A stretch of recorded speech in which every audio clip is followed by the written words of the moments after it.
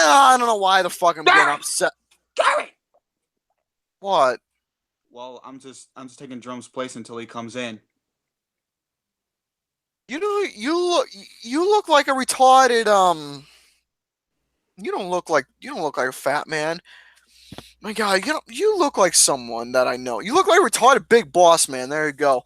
All right, so anyways, greetings one and all. Welcome back to the network exclusively here. I would talk about trying if I were you. At least I don't constantly shit myself. You fucking, hey, man. You fucking big, you fucking Woody Allen, Rick Moranis morphin son of a bitch. Now that's not very nice to say. Now let me tell you one thing right now. Shitting is a priority. It's a necessity, and it's very healthy for you. You're supposed to release the excrements that's coming from your system into the toilet. It's healthy for you. Yeah. But anyways, greetings one and all. Welcome back to the network exclusively here on the reviews channel, not the film channel, as I usually like to call it, the reviews channel. Yay. But as for this, the reason why I've made a little video before, the reason why I'm calling it the Mr. Garrison Reviews channel, not just film reviews. Why? Because I'm going to be doing different varieties of reviews on this page besides movies. I'll discuss wrestling, anime, maybe television. I don't know. Still do more sketches and bring some more new ideas. The silent reviews, I'm going to bring that.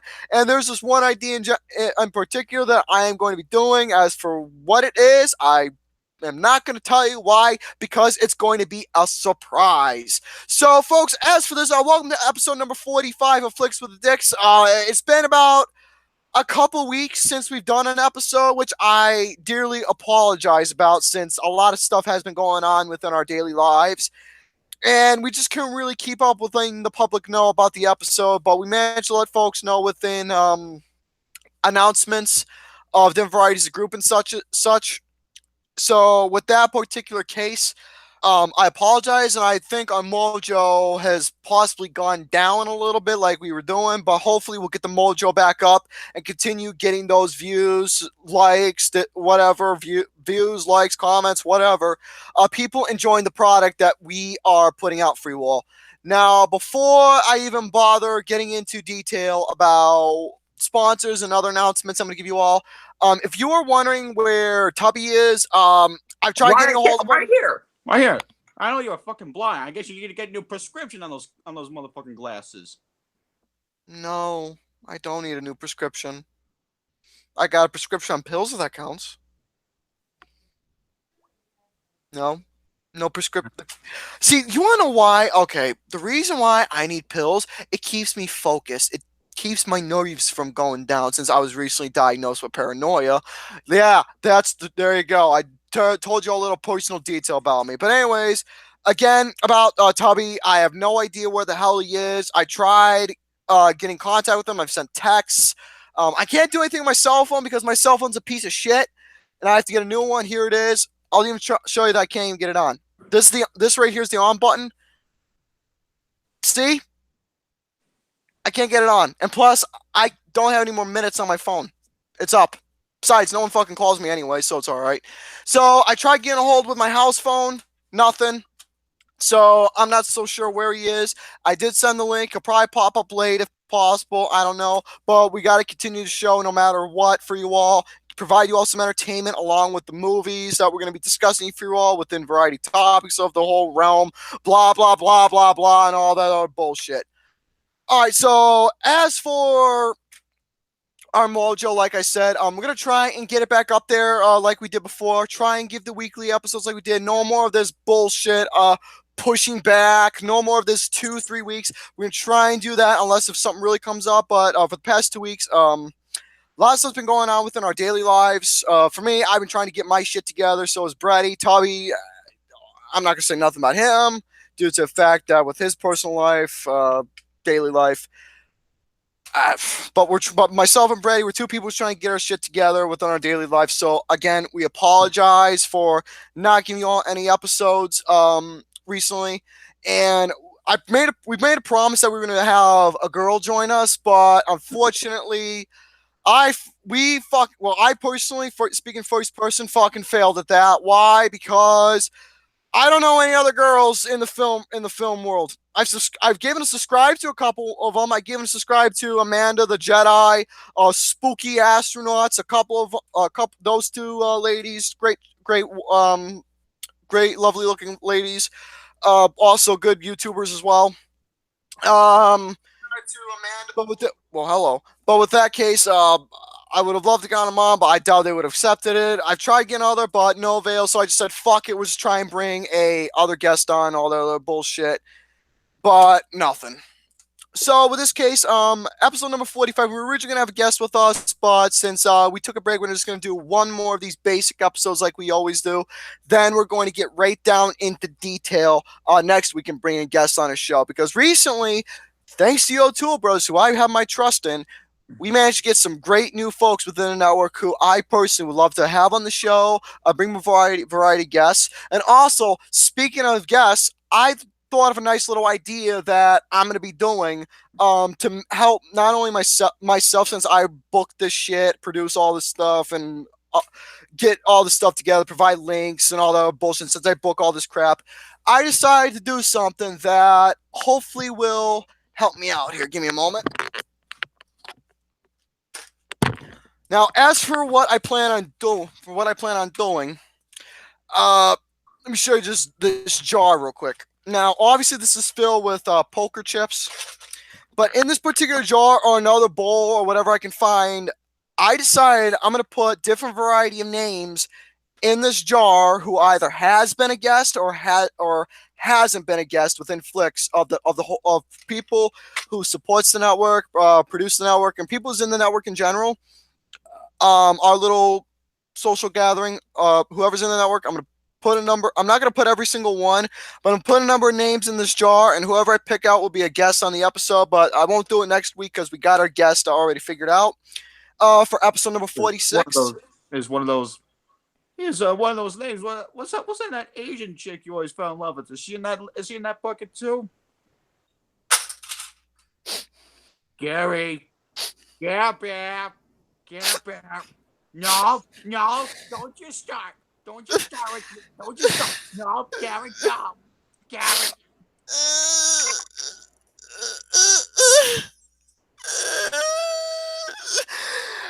Let me tell you about her. She brings me joy. Oh, Gary. I'm sorry. But anyways, as for that guest, unfortunately, it's not her because I don't think she's a big film person, but we'll just try and see if I can bring her on. She did say she wanted to participate. I don't remember what I said, but we'll try and have her on sometime whenever. I don't know. She's not a YouTuber, but personally for me, I'd like to have her on. But maybe we'll see. But as for Crazy Rich Asians, it's coming out 2 days early. I am looking forward to Crazy Rich Asians, dude. It's a fact that it's guilty film that I'm looking forward to. I'm sorry. But anyways, as for episode number 45, again, I welcome you all to the episode. How's everybody doing tonight? I hope you're all doing shitty because I am as well. Now, before we get to what my topics are, I do introduce the other guy does himself. I got a couple sponsors for you all. Here are the sponsors I got. It's back on shelves, and it's gonna graze you hell. The delicious Post Oreo O's. It's old but new. New, old, whatever it is. Oreo O's. The best cereal to have for breakfast if you love Oreos and you love cereal with milk. So there you go. Oreo O's. Next sponsor I got for you all is if you like Pringles like I do, and if you love barbecue like I do, then get yourself Pringles barbecue flavored chips. They got a nice tangy flavor to them, but they're yummy to eat. Also, this show is brought to you by a couple people I want to sponsor as well, and not only give a shout out to, but sponsor as well. All right, always sideways, Mr. Adam Daly. You know who that guy is. We had him recently on an episode of Flicks with the Dicks. He has himself a t-shirt shop on www.tpublic.com. Go to his store. You can buy shirts. I myself have actually bought myself a shirt, and that is the Always Sideways Club. Hashtag Almost Sideways Club. Join which is his inspiration, the Bolt Club. Get your t-shirts today. It's about like only $20 plus tax. Not too bad. Give your support to Adam Daly, AlmostSideways.com. Also, newest YouTuber and newest member of the network, Mr. Jared Pereiro. Jared, if you are watching this, man, Jerry, I apologize if I'm butchering your last name. My pronunciations are not the best. But anyways, our buddy Jared Poirer has recently just started a t-shirt contest on www.tpublic.com as well. And Jared is doing a he's doing a t-shirt giveaway contest. All you gotta do is just follow him on Instagram. Subscribe to his YouTube channel, which I did put a link in the description box. Subscribe to his YouTube channel, like his page, and I think possible you'll be able to enter the contest. The contest, yours truly here is entering the contest, and the winner for the announcement for the winner of a free T-shirt will be announced June 1st. So you still got a couple of days left to participate in this contest. So apply now and hopefully win yourself a free T-shirt from Jared. So there you go. Those are all my sponsors. Now, as my topics I have for you all, here is what I got to offer. I got a couple news of me talking about Tarantino's new movie, Once Upon a Time in Hollywood, where he talks about the cast, about Burt Reynolds and other people. I think I already discussed that topic. I don't really remember. Did I discuss that topic? No, you haven't. Okay, so we're going to talk a little bit about Once Upon a Time in Hollywood, Quentin Tarantino's new movie coming out. I got a couple lists for you all. Thanks to Mr. Hunter Hughes. He gave me Watch-Mojo's top 10 80s comedies. I'm going to go over that. Watch-Mojo's top 10 summer movies not on your radar.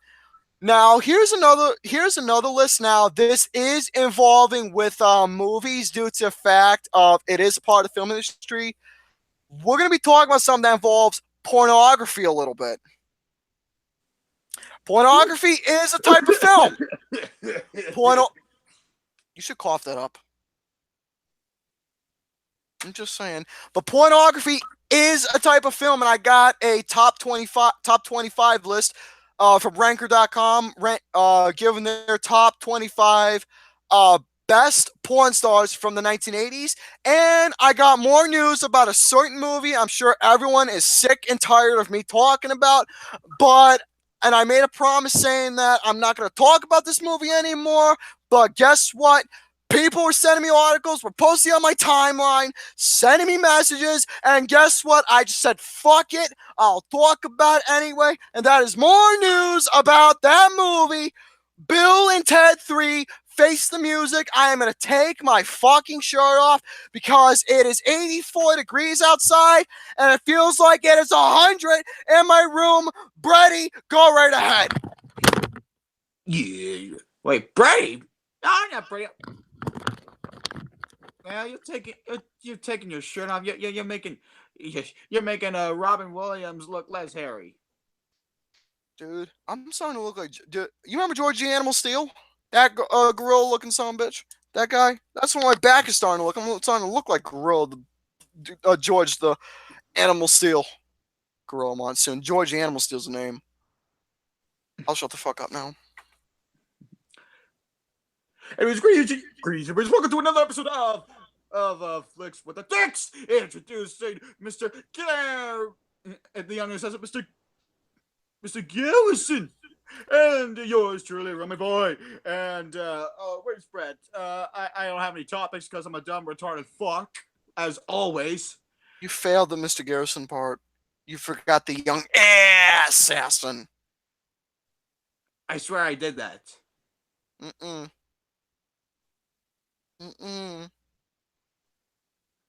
sorry. I'll be quiet still. Sorry, I got no topics I got no topics because I'm a dumb retarded fuck, as always. So I'm gonna have Brad introduce us. Anyways, greetings everyone on channel 3, and welcome to another episode of Flicks with the Dicks. And as for the topics, hold on a second.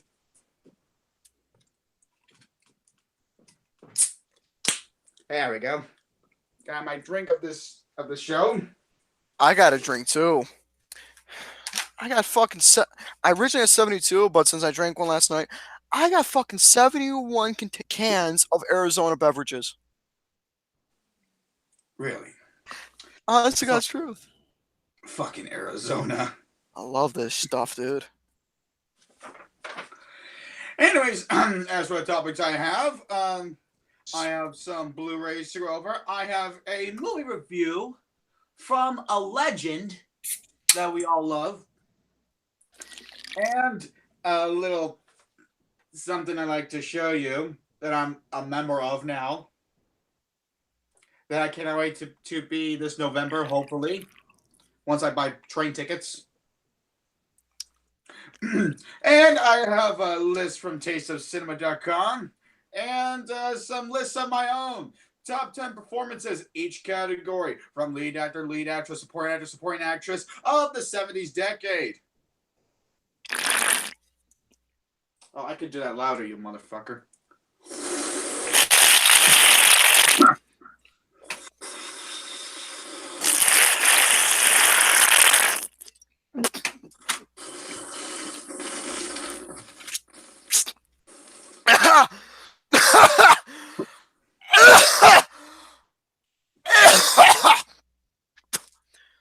I win. Oh, that hurt. All right, so anyways, folks, I'm gonna just turn my PS4 off since it's only us two. Really not being. Well, the reason why I was a little louder because of the mic, but the reason why Brady won because I was choking a little bit. So I'm gonna go first since I have the least amount of topics here. Then Brady will go next. So let's go right away. So Brady, what would you like to hear first? Go over some lists or some movie news? You choose. Well, you were going to go over that top 10 80s comedies from a couple weeks ago, but then something came up. Yes. Well, the reason is I forgot to get prepared for that topic. I guess I can go over that first. Yeah. All right. So, anyways, folks, as for the first topic we're going to be going over, as for the first topic that we're going to be going over, which is the top 10 top 10 comedies of the 1980s. So, as for this, is going to come from Watch-Mojo.com. This was given to me from Mr. Hunter Hughes. Now, before we even, you know what? Hey, CA Cougar. I love Coke too. I love both products, Coke and Pepsi. Brett's a neutral. When it comes to politics, he's always a neutral. Even though we're not going to talk about politics, but I was just trying to make a comparison. But anyways, as for the Watch-Mojo's Watch-Mojo's top 10 80s comedies, I'm gonna let you take a guess. What do you think is gonna be on this list here? Oh, better be my favorite movie that came out that decade. Great Scott! And I better hear a good handful of John Hughes. Interesting. And one of the greatest rom-coms ever. Say anything, I better hear that on the list too. Well, you never know. But now, when I was going through this list, man, I was quite surprised. I was happy with some picks, but with the order of them, let's just say I was not too thrilled in a way. All right, so anyways, here are the top 10 80 comedies from the 1980s. Number 10 is National Lampoon's Vacation, 1986. Yes. Wait. Did that come out? I thought it come out in early 80s. 1986 is when it came out, apparently. I thought it was like around 83, 84, but apparently it just came out in 1986, which I'm quite surprised about. That's the first one, right? Yeah, the first National Lampoon's, which is actually a really fun movie. Oh, yeah. I love that in Christmas Vacation. Christmas Vacation is... Okay, within all the National Lampoon movies, you got the European Vacation. I don't remember seeing that one, but my favorites are this one, the Christmas Vacation, and to me, this is a guilty pleasure. It is the Vegas Vacation. That's a guilty pleasure for me. And what about the remake? Or no, the other sequel. The other sequel that came out a few years ago. 1983. Okay, thank you for the correction. 1983, everybody. Yeah. Well, now what were we saying about Vacation? That movie sucked, and it was one of my worst films of 2015. I fucking hated it. All right, number 9, Tootsie, 1982. Oh, that's a great one with Dustin Hoffman. The cross-dresser dressed up as Tootsie goes for find some shit, all that other stuff. Sidney Pollack's best film. Great movie. All right, next up, number 8. This one should be at least in the top 5, personally, top 5. Planes, Trains, and Automobiles, 1987. To me, known as the greatest Thanksgiving movie that was released in the 80s. What other Thanksgiving movies were made? I don't remember. Exactly. Yeah, should be in the top 5. That for me is my favorite John Hughes movie. Yeah, And it's quite a bit of a bummer that this movie is in the back burner. I have it on Blu-ray, by the way. Yes, you do. You know what I have it on? I got it on DVD. Oh. Yeah, but at least I got it. Number 7.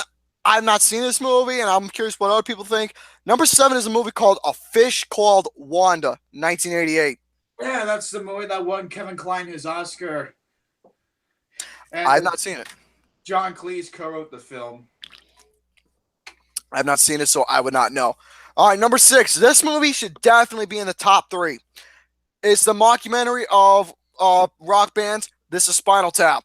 Oh, that's a great... That movie should be in the fucking top 3, man, because for this being in the top, at least from 10 to 6, I'm not really happy with the position of that movie because this is one of the, if not the greatest mockumentary, if not ever. I'm a little bit disappointed with that. All right, number 5. Number 5 is Spaceballs. Yeah, that's a great Mel Brooks comedy. Love it. Yeah, that's the movie that I starred in when I was playing as a retarded Darth Vader, but in a good way. Yeah, one of those movies, one of the greatest films that have ever gotten a cult following. Mm-hmm. By the way, Meyer, just to let you know, in a couple weeks, I'm gonna be heading that way to Batavia. I'm gonna be heading that way. Why? Because I'm gonna be visiting a casino down there. So I'm gonna be down there pretty soon. Not Batavia, but in Waterloo. So I'm gonna be there pretty soon. All right, now as for number 4, it is Ghostbusters, 1984. Yeah, I like it where it's at. I love it where it's at. I'll take that because that movie is arguably known as the greatest comedy of the 80s, if not one of. All right, number 3 is a movie known as The Naked Cop from the Files of Police Squad, 1988. Naked Gun? I've never heard of it. And I don't know. I've heard of Naked Gun, Gary. You never heard of Naked Gun? No. I've heard of a lot of things from the 80s, but this is one of them I haven't heard of. Naked Gun is considered like, one of Leslie Nielsen's iconic roles next to Airplane. This is one of those movies that I did not see, sadly. Oh my god. Yeah, that's why I said Naked Gun. Yeah, that's considered a comedy classic. I know. I'm sorry. I can check it out, though. I can watch it. There's still some movies I haven't seen from the 80s I can see. I've not seen every single one. I can check it out. All right, number 2 is Caddyshack, 1980. That is a great one. Great movie, phenomenal. For me, I don't think it's worthy of being in the top 3. Top 5, maybe number 6, all right. But I'm glad it's on the list regardless. All right, now... Rodney Dangerfield is the best character in that movie. Oh, I fucking love Rodney Dangerfield, dude. All right, now let's get to honorable mentions. We got Trading Places, 1983. Weekend at Bernie's. Big. And this one's an honorable mention. Let me guess. Is it Bill and Ted's Excellent Adventure? Mm-hmm. That to me will always be the number 1.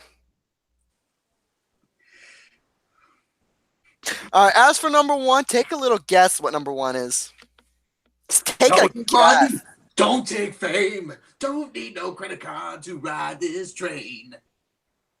Maybe. Did I say Naked Gun? Or did I say Naked Cop? I don't remember what I said. But anyways, as for number 1, what do you people say what number 1 is? Take a guess. Take a guess. Ooh, take a guess. Pretty in Pink, is it? Nope, that's more of a romance. It has to be Back to the Future. Back to the Future's not on this list. Are you fucking... Number one is Airplane. Okay, I'm happy it's on the list, but where's Back to the Future? Back to the Future's not on here. Ferris Bueller's not on here. There's a lot of 80s comedies that's not on here, which I'm quite stunned about. Why do I fucking look like I got a sunburn on here? I was wearing a fucking... Blues Brothers, that's another one. Blues Brothers. Uh-huh. That's another one. Uh, Fucking hell, dude. There's a lot of films that is missing from this particular list. 16 Candles, Beetlejuice, The Breakfast Club, Beetlejuice, yes. Fast Times at Ridgemont High, I meant. Stripes, Weird Science, Revenge of the Nerds, The Goonies, Beverly Hills Cops. Not even as honorable mentions. If there were honorable mentions, I can understand because you're making a top 10 list. There are so many iconic comedies of the 80s. Here's one of the biggest ones. Who Framed Roger Rabbit? Yes. That's another one that's missing. So there's a shitload of films that is missing on this list. It is fucking hot in here. There's a lot of movies on this list that is missing. I'm quite sad about it. Also, I don't think Back to the Future is more of a family movie, and I don't think it's Wait, what? You don't think Back to the Future is great? Okay. Back to the Future was one of those movies that has revolutionized sci-fi as well as time-traveling films. Whether or not you like it, you can't deny how much of an impact it had. Who Framed... Why are you people... You folks are... Don't think Back to the Future is great, where it's a fucking masterpiece. Who Framed Roger Rabbit? Overrated. I'm gonna beat all your fucking asses. It's good, but Are you only saying that because you wanted? I guess he's only saying that because he wanted Jessica Rabbit.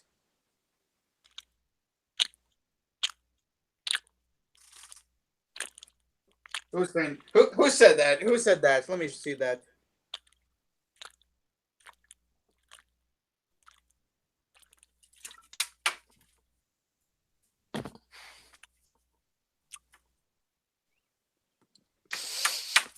You didn't watch it as a kid? Well, neither did I, Mike.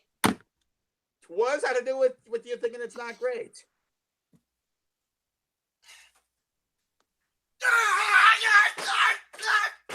Oh, for Christ's sakes, Gary.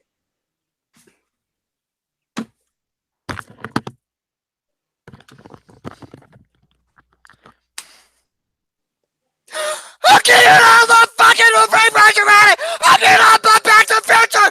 You people are fucking lonely! My God. It is fucking 84 degrees! It feels like a fucking 105 my room! You people are pissing me off!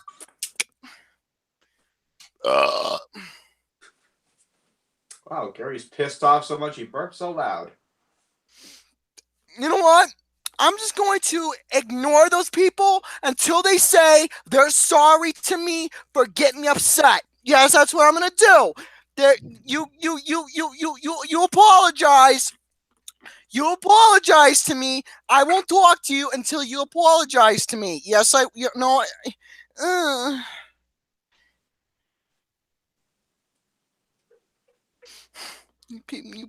Cougar, Owen, you.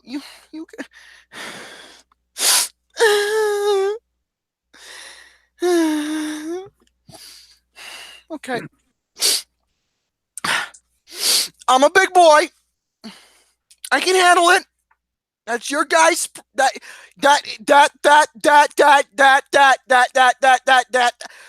how you got. That's how you feel. I'm going to stay brokenhearted. You guys okay with the thoughts? All right. You guys have your feelings. You have your thoughts. I'm just going to continue on. Move on my lists, my topics. And I'm going to stay as a proper gentleman. A proper gentleman. A proper gentleman. And no, I'm not mad at anyone. I just want to get myself aroused right now. I'm just going to get myself aroused by touching my nipples. Anyways, as for the next list I got here, since that was the Watch-Mojo's list of the 10 80s comedies, let's get to the 10 Watchmojo.com's top 10 summer movies not on your radar. Because now with a lot of these movies on here, a lot of these Indiana Jones, I like Indiana Jones too. All right. Now, again, I'm not mad at anyone. I'm just messing around, just having some fun. Not mad at anyone.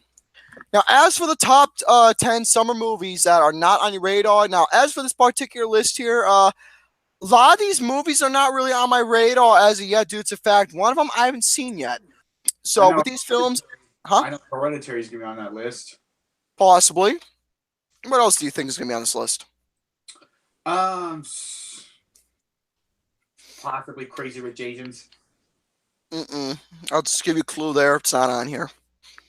So, as for what's on this list, here is the top 10. Number 10 is a movie called Replicas.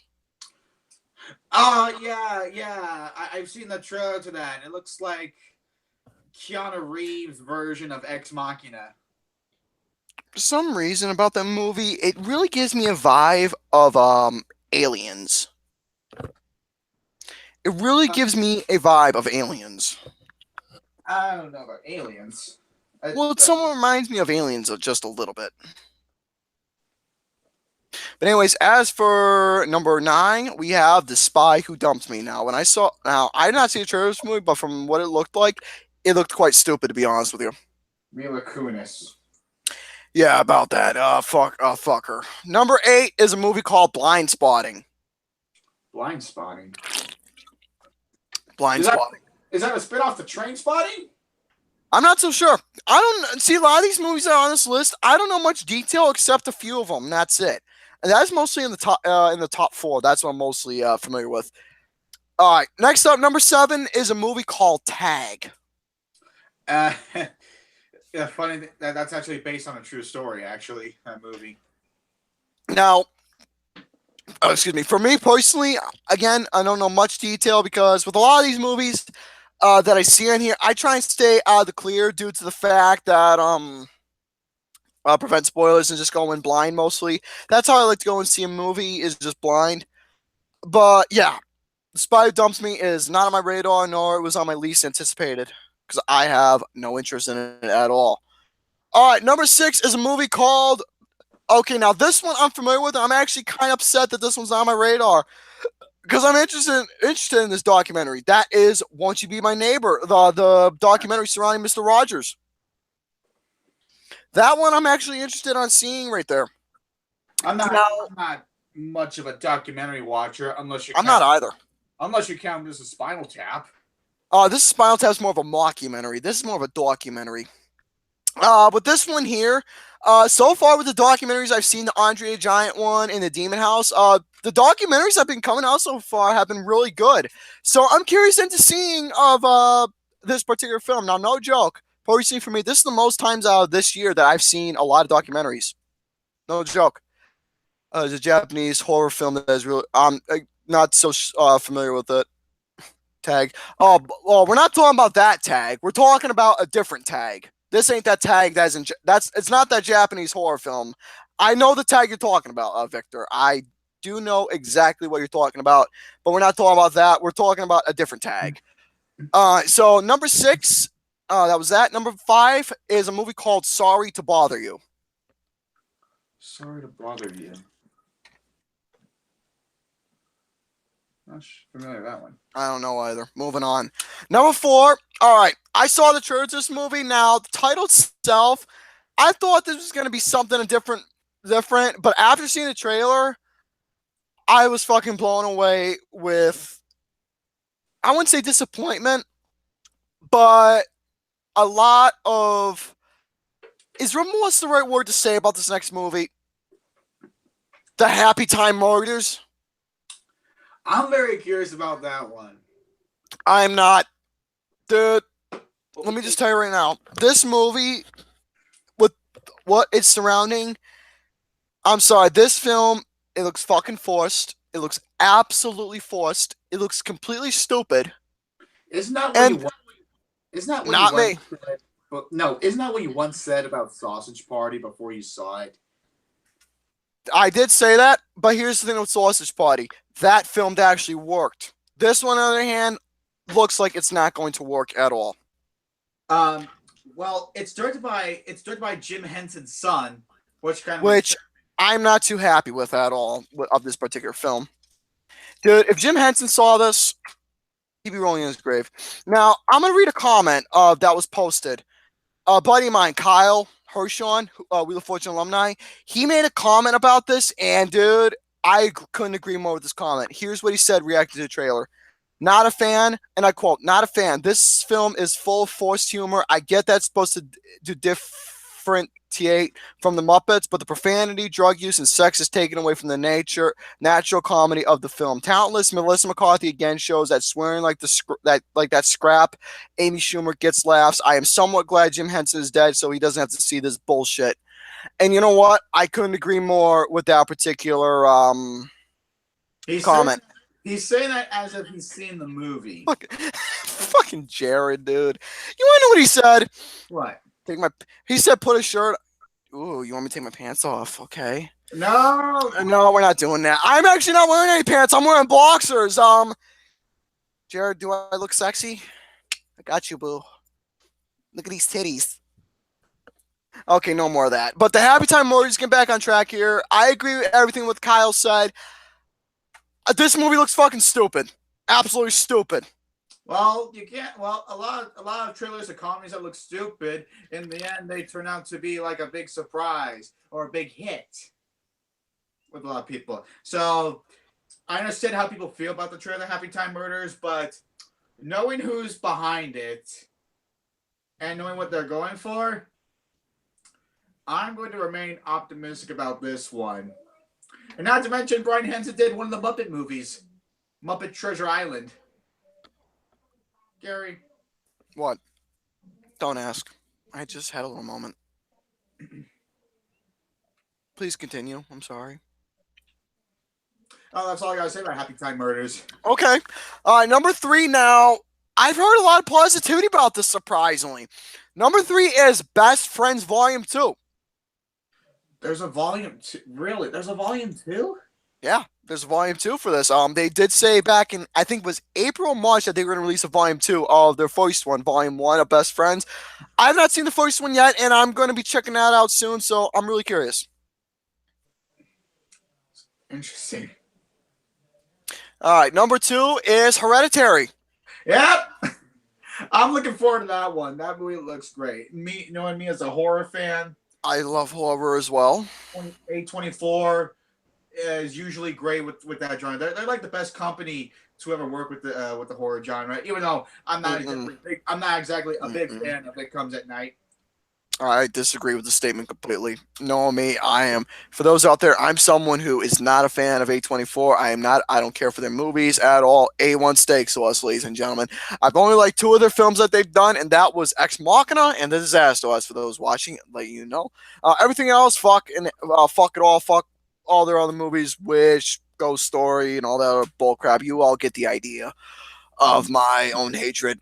All right, now, as for honorable mentions, no honorables, but there is a number 1, and that is, speaking of A1 steak sauce, 8th Grade.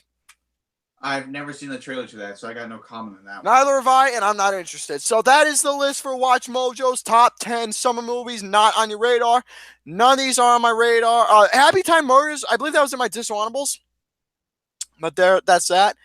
All right, now, since we're all loving my sexy ass looking here, let's talk about some pornography, shall we?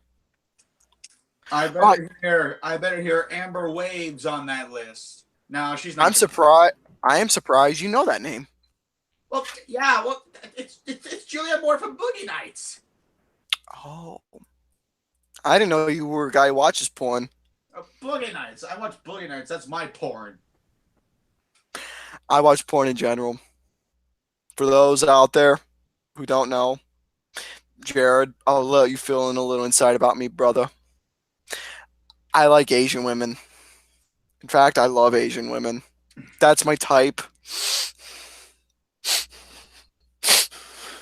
Every time I think of one or two. Oh, Gary. I'll stop. All right, now let's get to Ranker.com's the top porn stars from the 1980s. Number 1, Tracy Lords. I remember her work. She is one of the all-time greats. Number 2, Ginger Lynn. She's done some hardcore shit. Number 3, Nina Hartley. Number 4, Christy Canyon. And boy, she's got some milk bubbles on her.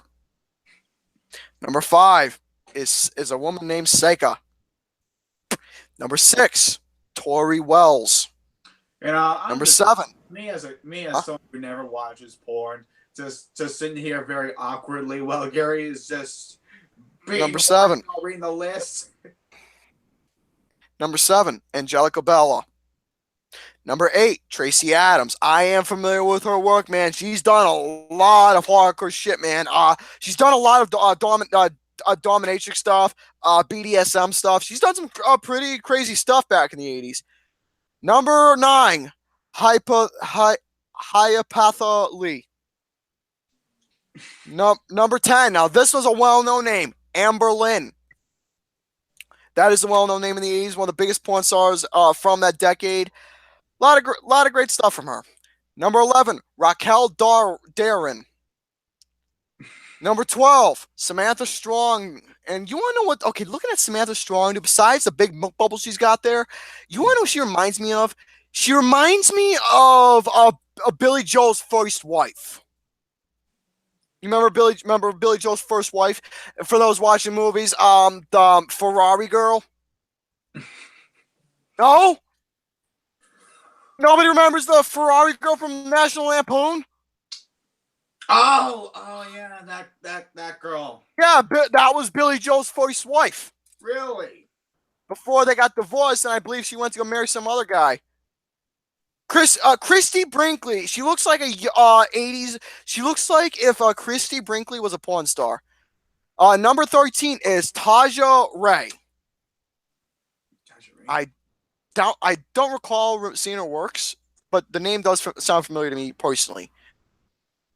Number 14, Deidre Holland. Not familiar with her work. Number 15 is Barbara Dare. Barbara Dare. I have seen her work. She's done some casual porn, just casual stuff that you just go watch. Missionary, anal, doggy style. Scissoring. I don't fucking know. Again, folks, pornography is the type of film. That's why I'm going over this. All right, number 16, Debbie Diamond. Now, she is fucking good, man. She knows how to suck cock really well. All right, number 17, Annette Haven. Personally, she was never one of my favorites. Number 18, not the musician, but a woman named Kesha. She's got those lips. She's got the lips. Number 19, Erica Boyer. Praying.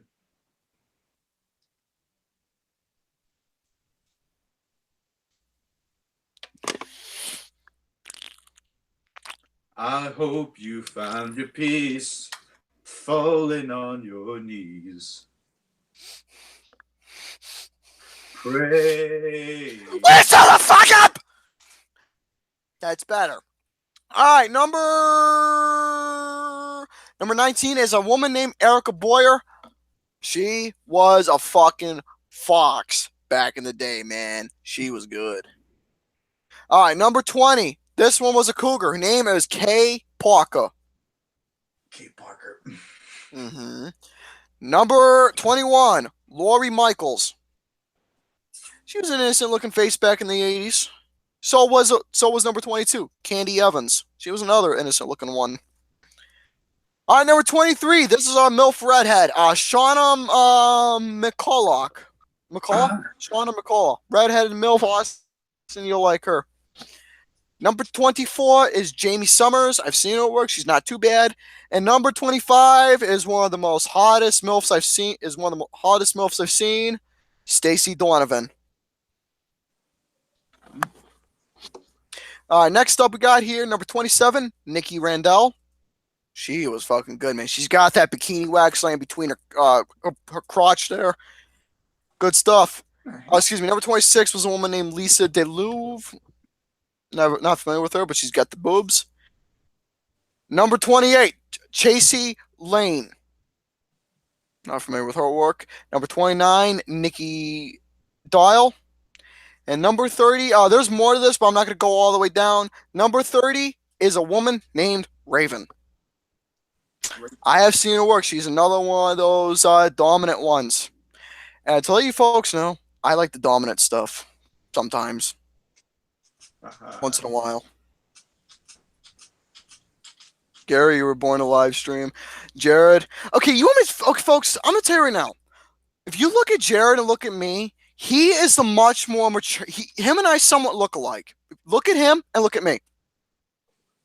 And also, I got an extra pair of glasses just like Jared. I'll show you. These are my extra pairs. I hope you found your peace, falling on your knees, praying. I'm proud of who I am. Will you quit singing? All right, folks. Now, obviously, his are a different color. Jared is like my long-lost twin, in a way. Except he's the much more clean-cut, mature version of me. Except he's got a woman. I don't. Oh. Is it an Asian woman? No. Oh. And he's much more handsomer than I am. Which is the truth. I'm going to take these off because I got to get these clean. I'm going to put my regular standard glasses back on. Oh, you can see my bald head there. All right, but anyways, folks, that was the top 30 porn stars of the 1980s. Now let's get to some more movie news, shall we? Let's talk about Tarantino. What? I'll do it since he's not here. Yay! She's Russian. I like Russian. Really? Actually, Asian's more my deal. I like Russian as well. Jared, you got yourself a lucky woman. If you ever find an Asian chick, man, down in Toronto, because I know there's plenty of them down there, send one my way, please. I promise I will repay for anybody. If you send me an Asian chick my way for me to talk to and date, I will fucking suck your butthole. I'll shut the fuck up now about my love for Asians. Let's just talk about more movies, shall we? All right, now let's talk about some movie news. We're going to talk about Tarantino's new film, which is Once Upon a Time in Hollywood. Now, for those out there... I love this cast list of Quentin Tarantino's newest film. I am blown away with this particular... Well, I haven't seen the list myself, so I'm not too, let's just say, familiar. But we'll see exactly what he has managed to book in this particular film. All right, so we all know about Tarantino. He has got about at least, I think, 2 more movies coming out. This is one of them. Due to the fact he's going to be retiring in a couple years. Well, and for this particular... He'll retire after he makes his Star Trek movie. I believe that'll be the last film, and I cannot wait.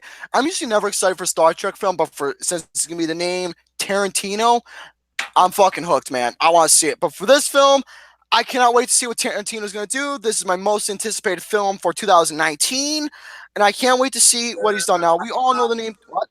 I'm sorry? I thought Bill and Ted Face the Music is your most anticipated 2019. I don't know when it's coming out yet. They're filming very soon, and next year is like the 20th anniversary of Bill and Ted's Excellent Adventure. It comes out next year. I'm pretty sure it'll be the perfect time to release that film. I'm pretty sure that's what they're aiming for. So, like I said, man. It's my most anticipated film of this whole entire decade. And it's been that way for a long time now. But till then, we're just gonna leave Once Upon a Time in Hollywood is my most. Now we all know what this is. This is gonna be a biopic surrounding the Manson murders, victims like Sharon Tate, who was an actress in Hollywood, but she got murdered from the Manson family. And so that movie's gonna be surrounding that along with other stuff. And she'll be played by the very attractive Margot Robbie. which is honestly surprising me that she is gonna be playing in this movie. She's gonna be playing as Tate, and you know what? I can actually see it because she has played blonde characters as well. Now, as for who else is gonna be playing this movie, we got Burt Reynolds. He's gonna be in this film. Love. We also got, I huh? haven't seen Burt Reynolds in anything big in such a long time. It's been a little bit of a it's been a bit of a while. Now, as for the next up, we're gonna have people like reportedly known as Tim Roth, Yeah. Michael Madsen, and Kurt Russell in this movie as well, which Oh, honestly doesn't surprise me at all due to the fact that Quentin Tarantino, which was a rumor at first, but that doesn't surprise me due to the fact that Kurt Russell has worked with Tarantino in a few projects. One of the biggest ones I can name in recent times is The Hateful Eight. yes. Loved him in The Hateful And, Eight. And he has worked with oh my Tim God. Roth. He has worked with Tim Roth and Michael Madsen as well. So basically, a lot of familiar names that Quentin Tarantino has worked with in his past movies are going to be coming back to play in this one. So I can't wait to see how that's going to transpire of how they're going to be playing. And So that's really what I can say about this I wonder topic. if he still has a role in part for Tom Cruise, or if one of the roles that Leonardo DiCaprio and Brad Pitt are taking over, we're supposed to be one of the roles that Tom Cruise is doing, or if Tom Cruise is going to be playing a different character. That'd be exciting. You know, if Tom Cruise is in it. Also, Jennifer Lawrence is in talks for a part 2. That is actually something that's really interesting. But here's the deal, though. If memory speaks, and this is true, if Tom Cruise is in this movie, it'll be the first time Leonardo DiCaprio and Tom Cruise will be working together in a film. Yeah. As well as Jennifer Lawrence. Right there. To me, the name Tom Cruise and DiCaprio, that is like a wet dream collaboration for me. Probably for a lot of others as well. But anyways, next movie that we're going to be talking about, or excuse me, next topic. It's my second most anticipated movie of next year, behind The Irishman. This is my most anticipated film of the whole decade. Again, I don't know what year this is coming out, but if it comes out next year, again, change of plans. But my most anticipated film of the decade. You folks know me. I'm one of the biggest Bill and Ted nut huggers out there. I fucking love Bill and Ted. I worship these guys like they're gods. I wish they were the fucking presidents of the United States of America because they personally make the world an excellent place to live again. So basically, Bill and Ted 3, I already knew this was happening because I've covered it before. I'm going to cover it again. It is happening officially, and I am more than fucking ready for this movie. I cannot wait at all because it's nearly 27 years since the release of the second film, and it's been about at least a long time since the first movie. And we couldn't be more excited since these guys are coming back together. Now, as for what's going to be going down within this film, I really don't need to repeat myself because a lot of shit has been covered. Within this movie, but I can tell you some of the people who is going to be in this film. Obviously, Keanu Reeves and Alex Winter are in this movie. We're going to have guys of a lot of well-known people are going to be coming back as well, from what I heard. And they have the original writers back as well. They have they have Bill S. Preston. Oh, excuse me. They have the original writers back for Bill and Ted, and that was an amazing movie. And these guys can live up to the name of Bill and Ted, showcase that particular story of what we're hopefully expecting, and a very amazing bringing back the 80s vibe that I personally am expecting.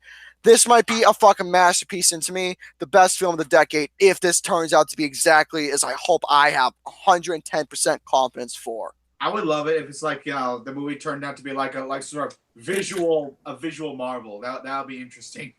Like face the music. Like what if they use like their music as like their main weapon in the film? I believe that's exactly the plan because they've accomplished it all. Managed to get married, have a job, kids, you name it. But they have not accomplished. See, personally, and I mentioned it before in a couple of episodes. Them not writing a song, but them showcasing different varieties of their music in other places, like when they performed Kisses God Gave Rock and Roll to You in the ending sequence of number 2, and that song In Time, which was an original tune by a guy named Robbie Robb, which was written for that movie. To me, is the greatest song that was ever written for any 80s film, and I'm going to stand by that statement till forever. And is this what exactly are they going to do with Rufus again? What they're going to do is they're going to show him in a flashback sequence because what they plan on doing is they plan on taking older Bill and Ted and showcasing a flashback sequence when they were at their the Q Quick store, the little convenience store, them showcasing the older Bill and Ted watching their younger selves meeting Rufus and going off on their journey. They're going to take that scene from Excellent Adventure and put it in this movie and making a build up from there of what's going to transpire. I wonder who's gonna play Rufus. They're just they're just re-showing George Carlin as Rufus to live up his name on who he is in that particular scene. Because but I did hear if they were get someone to play Rufus, I would have picked Kevin Spacey, but I guess that's a bit too late for him to take out. I wish Kevin Spacey can play the new Rufus. I think it'd be great. Now, I heard a rumor, I don't know if this is 100% true, that Rufus did have a child, specifically a daughter, that they're supposed to meet up with Bill and Ted. I'm not too sure, but we'll just have to wait and see on that. A daughter. Now, a daughter. Now, fucking goddamn me and my speeching. But yeah, I can't wait. Again, I cannot wait to see. I hope they do some original music. If they can redo that song from In Time from this movie and do it that, we got the 80s are fucking coming back. I wonder who they could get to write some new songs for the film. They better get somebody good to do it. And I mean someone real good. Now, again, folks. Some 80s talent to give it an 80s vibe. The movie that was an 80s vibe, it's to me, is my best film of this whole year. If not possibly decade of Bill and Ted. We'll see. I don't know. But right now, it's my best film. It's going to be my best film of the year. That is not going to be changing at all because this movie is a 6 out of 5. It's a fucking cinematic achievement. And this film, again, you all saw the review. It spoke to me as a person of who I am, and it fucking saved my life. Ready Player One, best fucking movie of this year. I'll be talking about that later. Yes, which we'll get to Brett momentarily about it, and I can't wait to hear exactly what he says, and hopefully it's a good review. So, that is all my topics, ladies and gentlemen. I hope you all liked it. So, Bretty Boo. Hey, the microphone's yours. Okay, so until, that is if Jerome comes on here, better late than never, I guess I'll be going. Now, first off, I got some Blu-rays I would like to show you all. I have 5 to show you. First off, I show you is a couple of Disney movies. First one being one of the most underrated films that Disney has graced us with. Where's Luke Nukem? Is he here? Because I have The Hunchback of Notre Dame. Ooh, that's a good movie. Yes, probably Disney's most religious film ever made. Oh, and by the way, fuck you, Kingdom Hearts. Kingdom Hearts. What happened? What'd you do? Keep spilling my drink all over me. Oh my God, Gary. Well, I'm sorry. Oh yeah, fuck you, Kingdom Hearts Dream Drop Distance for butchering what made Frollo an amazing and complex villain just to censor your religion. Just to censor religion. Frollo, I consider Frollo maybe my favorite Disney villain of all time. Because he has such a complex character development in the film. And he is like the most badass villain that Disney has ever created. He's basically what made Hunchback for me. Everyone else was great. Tom Hulce was great as a Hunchback, and he has a beautiful singing voice. Demi Moore was not too bad as Esmeralda, and Kevin Kline is very charismatic as Captain Phoebus. But it was Frollo who made the Gargoyles. The Gargoyles. Not to mention that they'll cop out in the climax regarding those Gargoyles. But anyways, The Hunchback of Notre Dame is one of Disney's most underrated films thanks to its badass villain. Yeah. Hunchback of Notre Dame. Next is a childhood Disney character of mine that I grew up with so much. And that is the Winnie the Pooh. The old Winnie the Pooh movie from the 1970s that features 4 short stories. Well, I guess it kind of 4 if you count that ending story. But I absolutely loved Winnie the Pooh growing up. He's probably like my favorite Disney character. Especially Gopher. Gopher has not been used quite often, or he hasn't been used ever. By the way, since we're on the topic of Winnie the Pooh, have you seen the trailer for Christopher Robin yet? Yes, and I'm so excited for it. Oh my god, dude. I almost cried a little bit because I thought it was so fucking adorable. No, Mark Forster's a 50-50 filmmaker. Very talented, but he can be a hit or miss. But I want to see it. And Ewan McGregor looks great as Christopher Robin. But Many Adventures of Winnie the Pooh is a classic. My favorite story of these stories would probably have to be the Honey Tree one. You know, where Pooh gets stuck in Rabbit's house. I remember that. Well, that was my favorite. And Gopher is probably my favorite character in the Winnie the Pooh franchise, and I wish he was used again. I think his last appearance was Kingdom Hearts 2. Oh my god, dude. I've always loved Tigger. Tigger? Oh, I love Tigger. Oh my god, dude. He's such a joyful character, dude. I fucking love Tigger. He is great. Always loved him. I was hoping, I really wanted to hear play Eeyore in the upcoming Christopher Robin movie. I was hoping they get Nicolas Cage to play Eeyore. I think his voice would be perfect for Eeyore. I don't need to hear Nicolas Cage again. Oh, come on. He's such a talented actor with, such a terrible track record recently. I don't need to hear Nicolas Cage again. I really don't. What's Right. next you got there? Next, what I have here is not exactly a movie, but instead is a joint. Is it you said a joint. Is it what the fuck's that movie? Do the Right Thing? No, I wish I have it though, because that's my favorite of his. What is it? Inside Man. I'm not familiar with it. I believe it's the last film that Spike and Denzel has worked together on.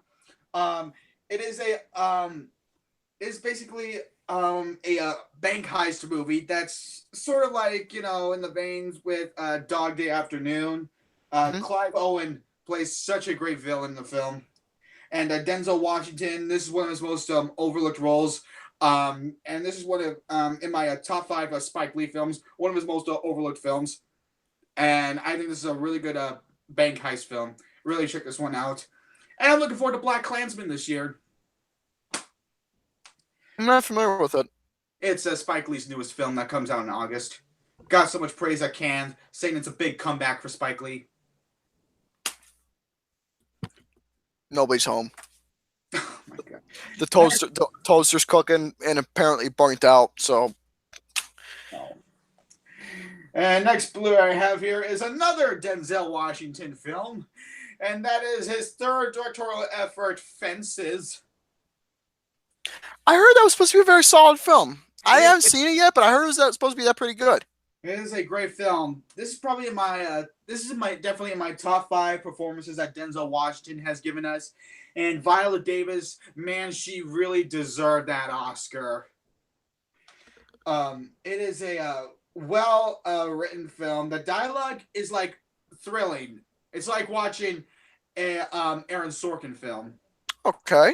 How it was written. It felt so realistic. It felt so believable. And every moment with Denzel and his wife, Denzel and his son, are absolutely heart pounding. Denzel Washington's a great actor, man. Majority of films I've seen, he was quite all right in them. Love Denzel. My only issue is the ending that kind of took away the realism of the movie. But other than that, this is a great film. It's based on a play by August Wilson, who passed away not too long ago. So yeah, Fences, great film. And last Blu-ray I have here. I just love how you threw it on the bed like that. Just throwing them all away because they're all I talked about, Mike. I just love how you throw them. That's funny. And last Blu-ray I have here is Marvel's latest Black Panther. Oh, I heard that. Oh, I heard that recently came out. That was a great movie, man. Ryan Coogler, you are now 3 for 3 because this is an excellent film. Definitely in my top 5 MCU films. Probably my number 3. Yeah, my number 3. Chadwick Boseman is terrific as Black Panther. Michael B. Jordan is my second favorite villain in the MCU. And this movie has a beautiful landscape and mostly great visual effects. I already talked about it on Flicks the Dicks, but if you haven't seen Black Panther, check it out. This is a amazing MCU film, and those are all my Blu-rays. Now, Not bad. Minus the Inside Man. Not bad of a pickup. oh, sorry. All right, next topic I want to go over is something a little personal of mine, something that I'm excited about. Yes, folks. When Brady told me about this before we came on, I couldn't be more proud of him because I heard how big this particular company is. I don't know much history, but I heard about how big it is, and for him to get this particular achievement, I'm so proud of our boy. I really am. Oh yeah. Okay. Now, this is what I'll show you guys. What you're looking at here is a proud member of the, you can see it, is the AFI Film Festival. Because thanks to my grandpa, here's a little history. See, that envelope was sent to my grandpa, who, just to know, was an extra in a couple of films back in his days. I don't think they were like well-known films, but he was sent that to be a member. I read that, I was like, oh my god, this is so exciting. He saw how excited I was, so he decided to pass down this membership to me. So this is like a gift, and I couldn't be more thankful. I'm proud of you, Brady boy. Oh yes, and I figured this would be so exciting for me. I'll have to save money for some train tickets to go to Los Angeles. Well, and it's gonna start around this November. And what it comes with is so this is for 1-star members. I'm just a 1-star member. I have movie ticket vouchers for whatever movies they'll be playing there. There's no announcement of what movies they'll show there. But this is something that is really exciting. I'm so excited for the experience, and I'm loving and I'm also loving like who's gonna be there at AFI, who will be their trustees this year. You got Halle Berry, she's gonna be there. You got Edward Zwick, the director of Glory. You got James L. Brooks, very talented filmmaker. And you got Kathleen Kennedy, well-regarded film producer. And you got Eva Longoria. You also have Edward James Olmos. And you have Cecil B. DeMille's daughter. And you also have Jay Roach, who created the Austin Powers films and Meet the Parents. And you also have this one, the most exciting one. You also have Steven Spielberg. You're gonna be meeting these people? I don't know if I'll be meeting them, but they will be there. If you meet Steven Spielberg, man, that is like one of the biggest people to meet, man. That'd be a fucking honor right there. Oh yes. Go ahead, Brady. My God, Jerome, you made it. I got nothing to say. I take all the blame. Just keep going. Okay, so Jerome, real quick. I went over my Blu-rays. If you're wondering what they are, I have Hunchback of Notre Dame. Mm-hmm. Many Adventures of Winnie the Pooh. I also have a joint, Jerome. You want to guess what this joint is? Like I said, I got nothing to say because... Oh, okay. I also have Inside Man. Like I said, I got nothing to... And Fences and Black Panther.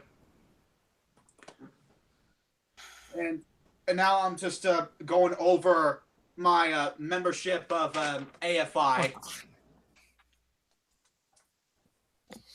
As you were. So yeah, this is a great opportunity for me, and I hope I get to go this November. They'll be sending me more stuff. So I'm very excited about this. I figure this is a great opportunity.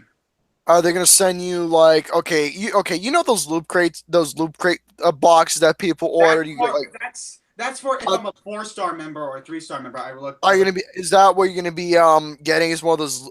It's not like a loop crate, but you're gonna get like one of those packages like every. It's like every week or every month. We get like variety stuff in it. No, like I said, I'm just a 1-star member. They're not gonna send me too much because I'm just a 1-star member, and a 1-star member is really cheap. Okay, so you're just gonna get a couple things, not too bad. They'll send me a calendar, and by October, once I register my membership, I'll get a Cinepass to enter like the festival side of AFI. Hey, look at this way. At least you're gonna be getting. Hey, it's better than getting nothing. A calendar or whatever. At least you're getting something. It's not too bad. This is the start of what I'll be getting. Okay, as long as you work your way up, you'll get something. Well, congratulations to you, everyone out there. Who hasn't wished up Ready Boo, congratulations. Please do. It'd be greatly appreciated for his case for him getting into the AFI. Not AFV, not America's Funniest Home Videos, but AFI. Right, exactly. American Film Institute. But, Brady, what do you got for your list? Okay, well, why is your shirt off? It's hot as hell in my room. It's 84 degrees outside, and it feels like 100 in here, and got the fans on. Figure might as well keep it off. And summertime. If it makes you happy, Jerome, I did your introduction for you. He failed my name. He forgot the young assassin part. But if he did have the young assassin part, then I'll be okay. Then he'll be all set. Yes. What do you got for your list, Spready Boo Boo? All right. First of all, Jerome, is there something you want to share? No. Okay. Next, I'll be going over the top 30 Stephen King movies ranked from worst to best. Number 30 on this list. Yes, I agree. Deservingly. Number 30 is Cell. That was a fucking terrible film. Is that the one with Jennifer Lopez? Samuel Jackson and John Cusack. No, Stephen King movies, Jerome. King movies.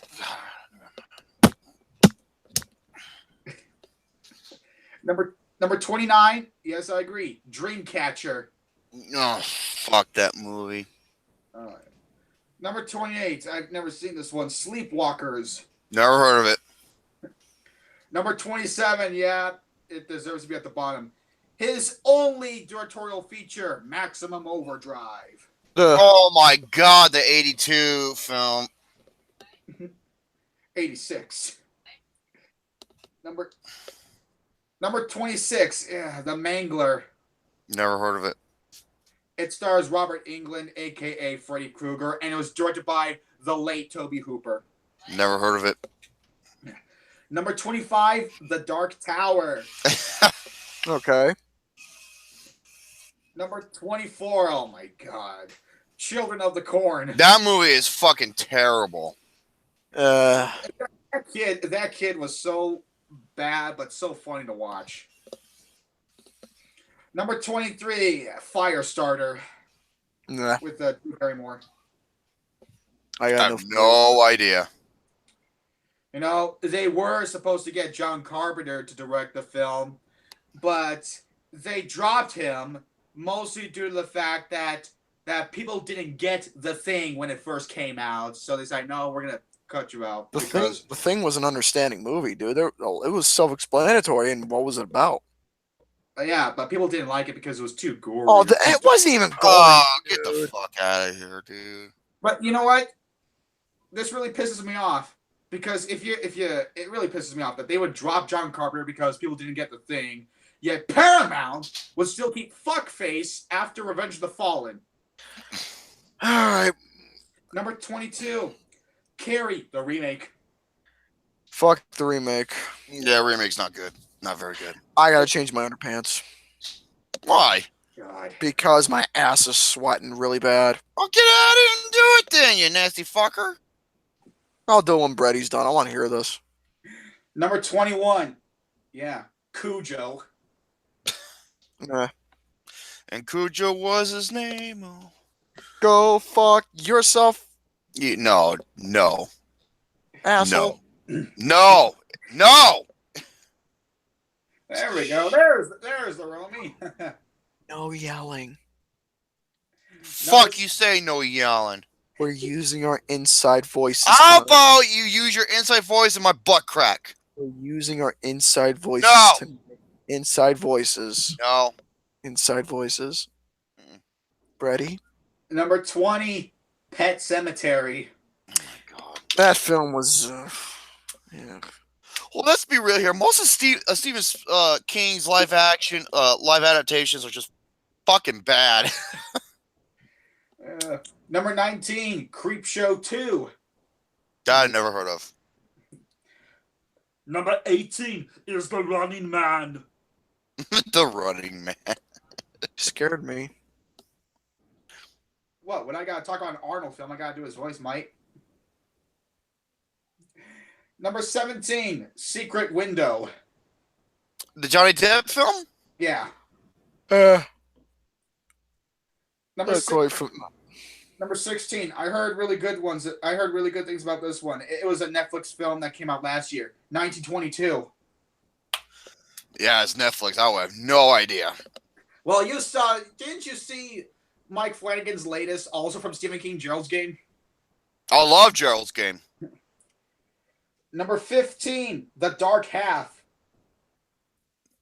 I have no clue. Number 14, pretty underrated one, 1408 with John Cusack and Singer. That's a damn good ghost movie. Oh, number 13. This list was going so well until I read that number 13 is The Shining. huh? Should be Top either 5. number 1 or number 2. Should be top 5. Mm. Number 12 should be in the top 10. Carrie the Original. That should be way higher. Number 11, The Green Mile. God, this list. It's starting to suck, dude. Yep. And fucking It is higher than these movies. Give me a fucking break. Number 10, The Dead Zone. Yeah, that's a good one. Okay, I remember that one. The Ice is gonna break. Oh my god.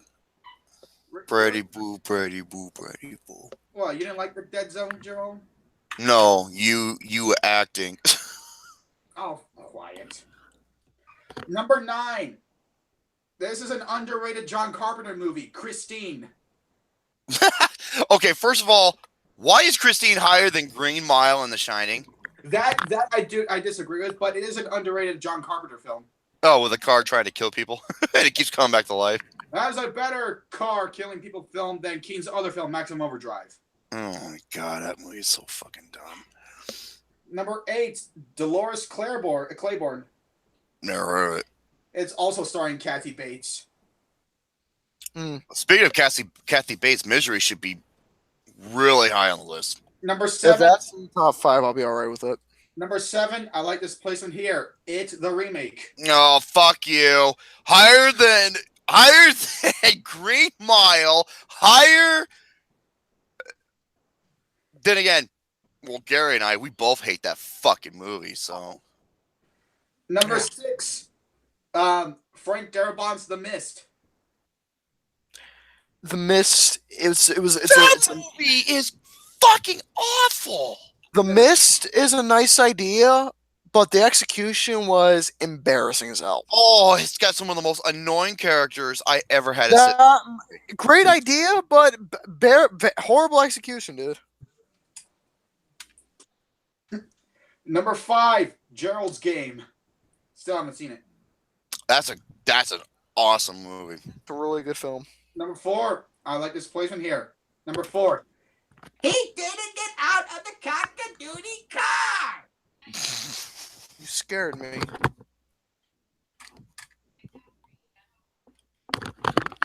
What are you doing, Gary? Nothing. Bullshit. What are you doing? Don't worry about it. What? Let Brett continue. Let Brett continue. Don't worry about it. But yeah, I love this placement. Misery. Number 3. I also love this placement. Stand By Me.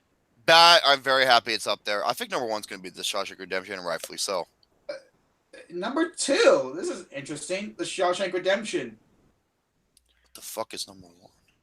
Number 1 is Creep Show. I have never even heard of that movie. It was directed by George Romero and written by Stephen King. Dude, Shawshank would be my number. Okay, Shawshank or Green Mile would be my number. It would be a tie for me between that. Number 2 would be The Shining for me. Number 3 would be Misery. Or so I haven't quite figured out because the number 1's a tie. So I've been a lot of the movies. A lot of this shit I haven't even heard of. So Two from Rob Reiner. oh, Not bad. so yeah, that's Taste of Cinema's Stephen King ranking No, list. Taste of Cinema. No fucking wonder. Yeah. Anyways, all right. Now these last 4 lists I'll be going over. I'll be doing these every Sunday. I'm gonna be reading these every Sunday. My own lists. For each decade, going to the best performances of each decade. And I'll be reading them here. First up, okay, I have top 10 performances for lead actor, lead actress, supporting actor, and supporting actress of the 1970s decade. Oh my god, you got 4 of these? Well, yeah, I mean, that's how it goes, right? Lead actor, lead actress, supporting actress, supporting actress. Okay, we're going to be here for another 45 minutes. 5 lists are going over, by the way. Oh, I thought you meant you're going over of each deck, and I'm like, oh my. Okay, this Sunday today is the 70s. Next Sunday will be the 80s. Okay, God, come on, John. Come on, John. Wake the fuck up. Let Brady do his deal. All right. So today's the 70s. Next Sunday will be the 80s. Okay, starting off. Best lead actor of the 1970s. Number 10. Oops. Number 10 is Richard Dreyfuss in The Goodbye Girl. Not too familiar with that movie, so I have no idea. Won the Oscar for that one. Really good. Number 9, John Voight, Coming Home. Coming Home. That's a great Vietnam movie. Oh yeah. What? I think Vietnam makes the best war movies. Look at Apocalypse Now and Platoon. Yeah. An understatement can be made. Well, like, again, you got Lars from Iwo Jima, you got Dunkirk, you got Hacksaw Ridge, you got Saving Private Ryan. Saving Private Ryan, yeah. Number 8. Well, mostly because Vietnam is my favorite war in history. Yeah, because that was a fucked up time. And mostly because what happened outside the war, all these fucking protesters and shit. I mean, goddamn. Born on the 4th of July is probably the best movie in regards to that. Yeah. Number 8. This should have been his first Oscar because it's during his prime time. You shouldn't have to wait until Scent of a Woman. Number 8 is Al Pacino in Serpico. Oh, Serpico? Yeah. That is a great cop film. And Al Pacino won nearly every award except the Oscar. Yeah, pretty much. Number 7. I'm glad he won the year after, but this should have been his first Oscar. Number 7 is Jack Nicholson, Chinatown. Oh yeah, that's right. The Roman Polanski. Yeah, the child rapist. Yeah, he is a degenerate piece of shit. But I think he's one of the worst. But as a filmmaker, he was brilliant. As a filmmaker, he was brilliant. Can't deny that. I cannot deny that, but I'm sorry. Anybody who fucking does that and then he gets a standing ovation at the Oscars, even though everybody knows why he isn't there, it's fucking pathetic. Yeah, we're not going to nominate James Franco because of allegations that may or may not be true. Oh, and speaking of that, I do have an article on Roman Polanski. Oh, yeah. Can't wait to hear that. Number 6, George C. Scott Patton. I'm surprised that's not higher. Well, it's close to top 5, so that's good. One of the greatest opening sequences in any film. Mm-hmm. Oh yeah. Not to mention Francis Ford Coppola co-wrote the film. That's right, he did. Number 5. I don't see this as a Best Picture winner and especially Best Director winner, but Best Screenplay and Best Actor, hell yes. Dustin Hoffman, Kramer versus Kramer. I will give you that. Yes, he was amazing in it. One But of the best dads in film. But I don't think that deserved to win over you know what. Martin Sheen? No, I'm talking about the movie. Yeah, Apocalypse Now. Mm-hmm. Apocalypse Now or Alien, which wasn't even nominated.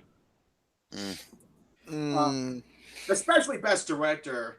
Francis Ford Coppola passed out while making the movie. Passed out. He was about to fucking kill himself, dude. Poor guy. Number 4, one of the biggest Oscar snubs ever. Wasn't even nominated. Gene Hackman, you were great in The French Connection, but the real winner should have been Malcolm McDowell, Clockwork Orange. Man. One of the greatest character studies ever. Yeah. Nutcase. Yeah, nuts. Yep. Number 3. Hey, Chief. That, okay. Wait, what the hell was your number? Oh, go ahead, as you were. Number 2. As great as Peter Finch was in Network, he should have won Best Actor. You talking to me? Robert De Niro for Taxi Driver, yes. That is one of the greatest performances I've seen in any film. But number one is Marlon Brando. And I agree 100%. Marlon Brando may not have as much screen time as much as Al Pacino, but I do consider that a lead because he's the one pulling all the strings together, and he has succeeded on nearly every single mission that he was going for. He was amazing in that film. Look what they did to my boy. You're not like a man. What's the matter with you? All right. Now for lead actress. Number 10, Liza Minnelli in Cabaret. Liza Minnelli. Oh, yeah. When I think of Liza Minnelli, I think of that joke from South Park movie. Oh. Your ass is big as red. Who do you think else I'm going to be imagining? Liza Minnelli. Number 9, Ellen Burstyn in Alice Doesn't Live Here Anymore, the Martin Scorsese movie. Oh. I have never even heard of that movie. That is a great film and a great performance. Number 8, Jane Fonda in Clute. I can't stand Jane Fonda. Jesus Christ. Yeah, it's a Hold perfect it. 60s. Yeah, but as an actress, she is amazing. I love her. Number 7, Glenda Jackson in Women in Love, especially in that scene where she was, dancing with the buffaloes. She deserved that Oscar. Number 6, Sally Field and Norma Ray. You like me. You really like me. That was her Places in the Heart. I know. Number 5, Faye Dunaway, you were great in a Network, but I think this should have won. Sissy Spacek in Carrie. I agree 100%. That was Sissy's award, dude. The remake. Oh my! Go ahead. Butt sex. Oh, speaking of which, Jerome, Gary went over the Ranker's top 25 porn stars. Oh, fuck. I have to go back. Yeah. Like I said, folks, I got no one to blame but myself. Yeah. Therefore... Would you care to share when it's your turn? Oh, absolutely. I got so much shit to go over, so go ahead. Wait to hear that. Number 4, Jane Fonda in Coming Home. I like that pick. Oh, yeah. Number 3, Ellen Burstyn in The Exorcist. Yes, the mother. Yes, she should have 3 Oscars. Alice Doesn't Live Here Anymore, The Exorcist, and Requiem for a Dream. Oh, that's right. She was in that. Yes. Number 2, Diane Keaton and Annie Hall. Loved her in that movie. Hey, definitely not Best Picture and Best Director winner, but Best Screenplay, Best Actress. Hell yeah. You know me, I can't stand that creepy daughter fucker. And number 1, Louise Fletcher and One Flew Over the Cuckoo's Nest. And I agree 100%. Um, Absolutely. Number 10 for support. Now we're going for supporting actor. Number Okay. 10. Number 10 is Jason Robards in Julia. Julia. Yeah. Number 9, he should have won that year. Gene Hackman in I Never Sang for My Father. I never did either. My dad beat my ass or told me to shut the fuck up. Number 8, he should have won for the movie. Although Ben Johnson won for that movie, but I think number 8, Jeff Bridges in The Last Picture Show should have won. Oh, yeah. Number 7, what kind of fucking crazy story is this? Number 7, Jason Robards in All the President's Men. Okay, I remember that movie. Number 6, John Houseman in The Paper Chase. Never even. God, see some of these films. I'm like, what? These are great films. Number 5, Joel Grey in Cabaret. Ugh. Cabaret. Number 4, he should have won. Number 4, Brett. God. Number 4, Brad Dourif, aka fucking Chucky, in One Flew Over the Cuckoo's Nest.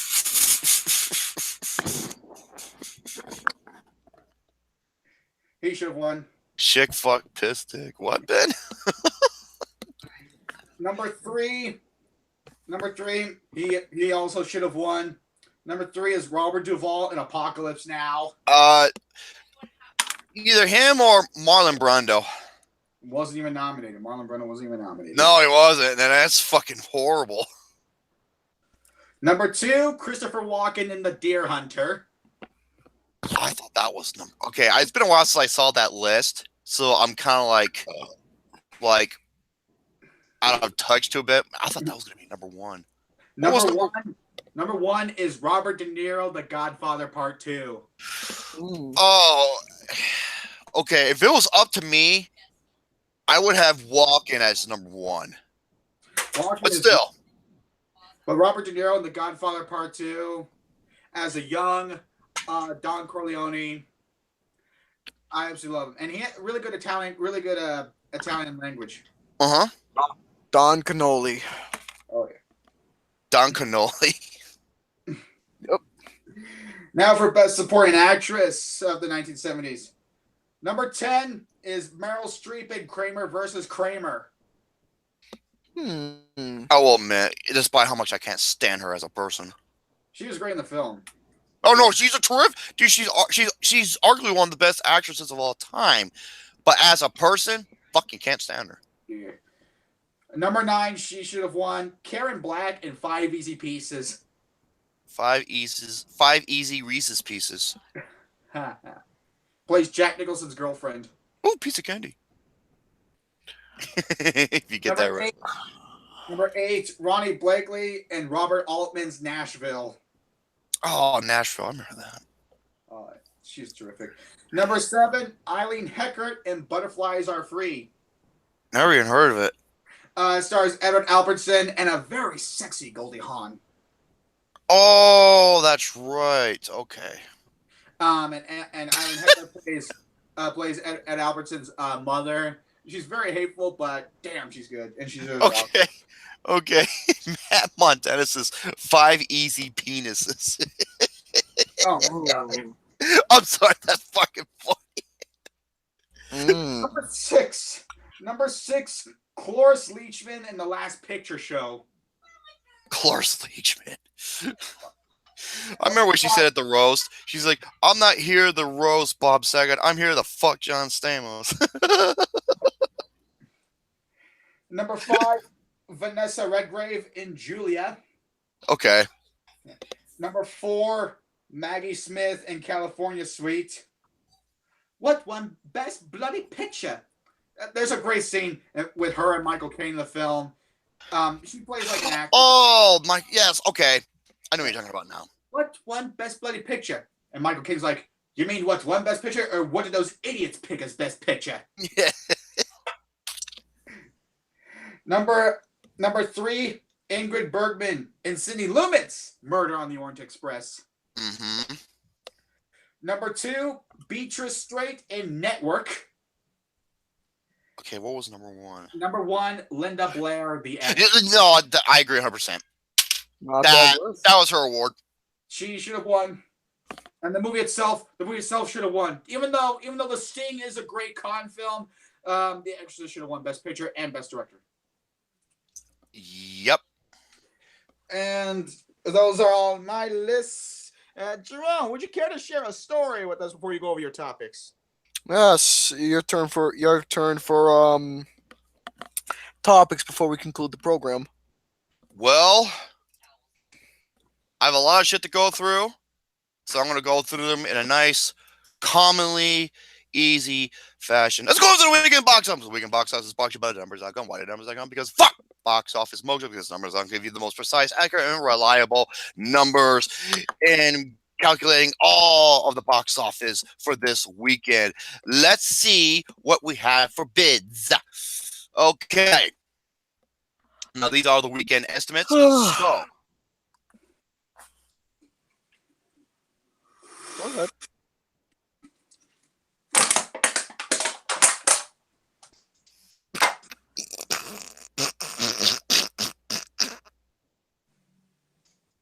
I guess I deserve that. I do. Romy, may I ask you a question? You can ask me anything. Wait. No, what are you doing? I want towels. No. What are you doing? I want towels. You want towels? Well, here you go. Here. That's the only one. Now go. Yes. Now get out of here. Come on. Your shoe. Where's my shoe? All right. I got Gary snickering and laughing. I got Brett crumbling his fucking Viagra juice, and I got people bothering left and right, as I was. Let's go over the weekend box office, shall we? Now, hold on a second. Alex Meyer, Linda Blair probably didn't win the Oscar because all her dialogue when she was possessed was dubbed by Mercedes McCambridge. Yeah, but her acting wasn't. Yeah, there's another thing. So, ew. Okay. Now, it's been 3 weeks since we over these numbers, so let's see what they have in store, shall we? 2 weeks, not 3. 2. No. Okay. When was the last time we did? Okay. 2 weeks ago. It wasn't 2 weeks ago. It was 3 weeks ago. We didn't do it the week before either. It's been 2. Get up here. Just 2. I wouldn't know, Leah, because I don't own an Xbox. Get up here. Go ahead, do your Get up numbers. here. Do your numbers. Don't worry about me. Oh, bullshit. Don't worry about me. Do your numbers. Be quiet. Do your numbers. Don't Be worry about quiet. me. Do your numbers. Okay. Episode 44. Episode 44 was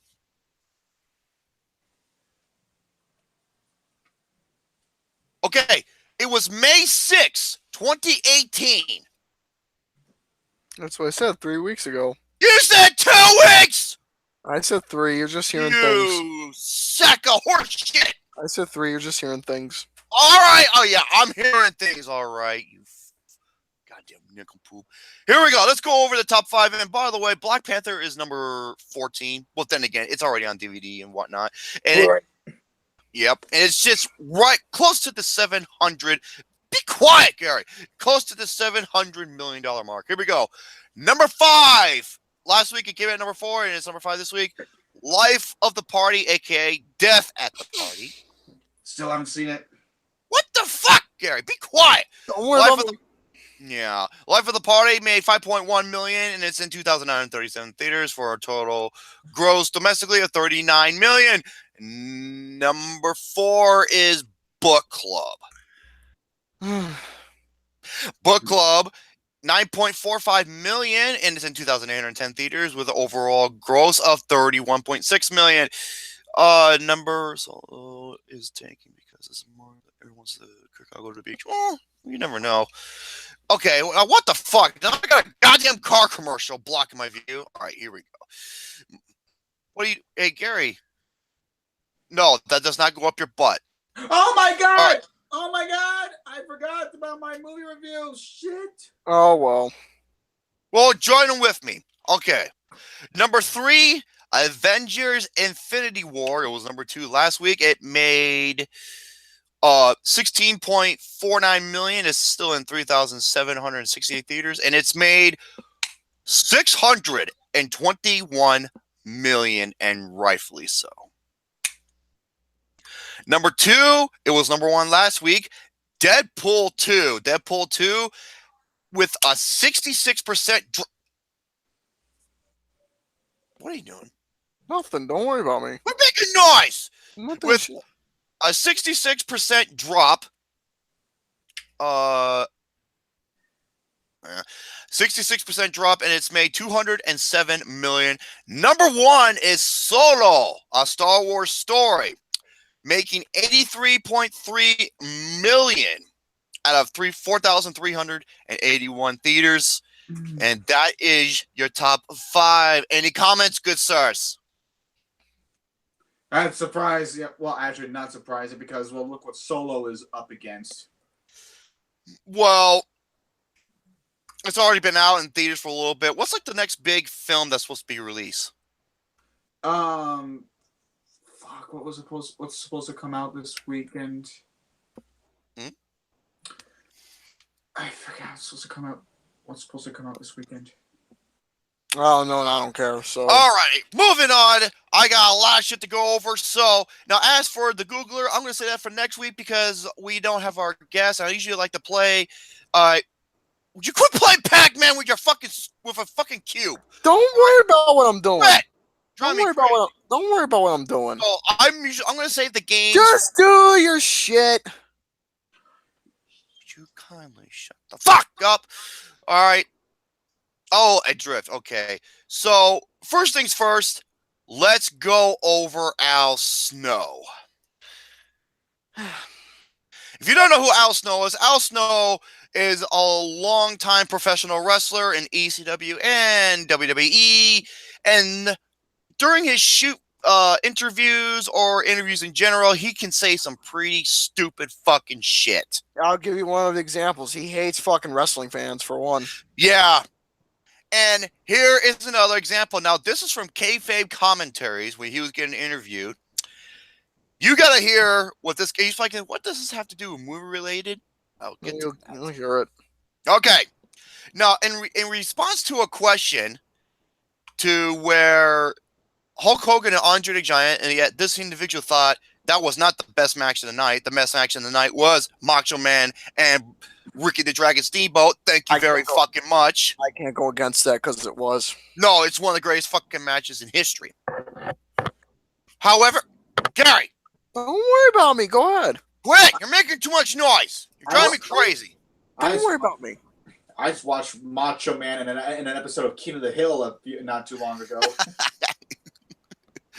Oh my god, I love Macho Man. So anyway, this is what he says word for word. You ready? Hang on to your seats. Hulk Hogan. What?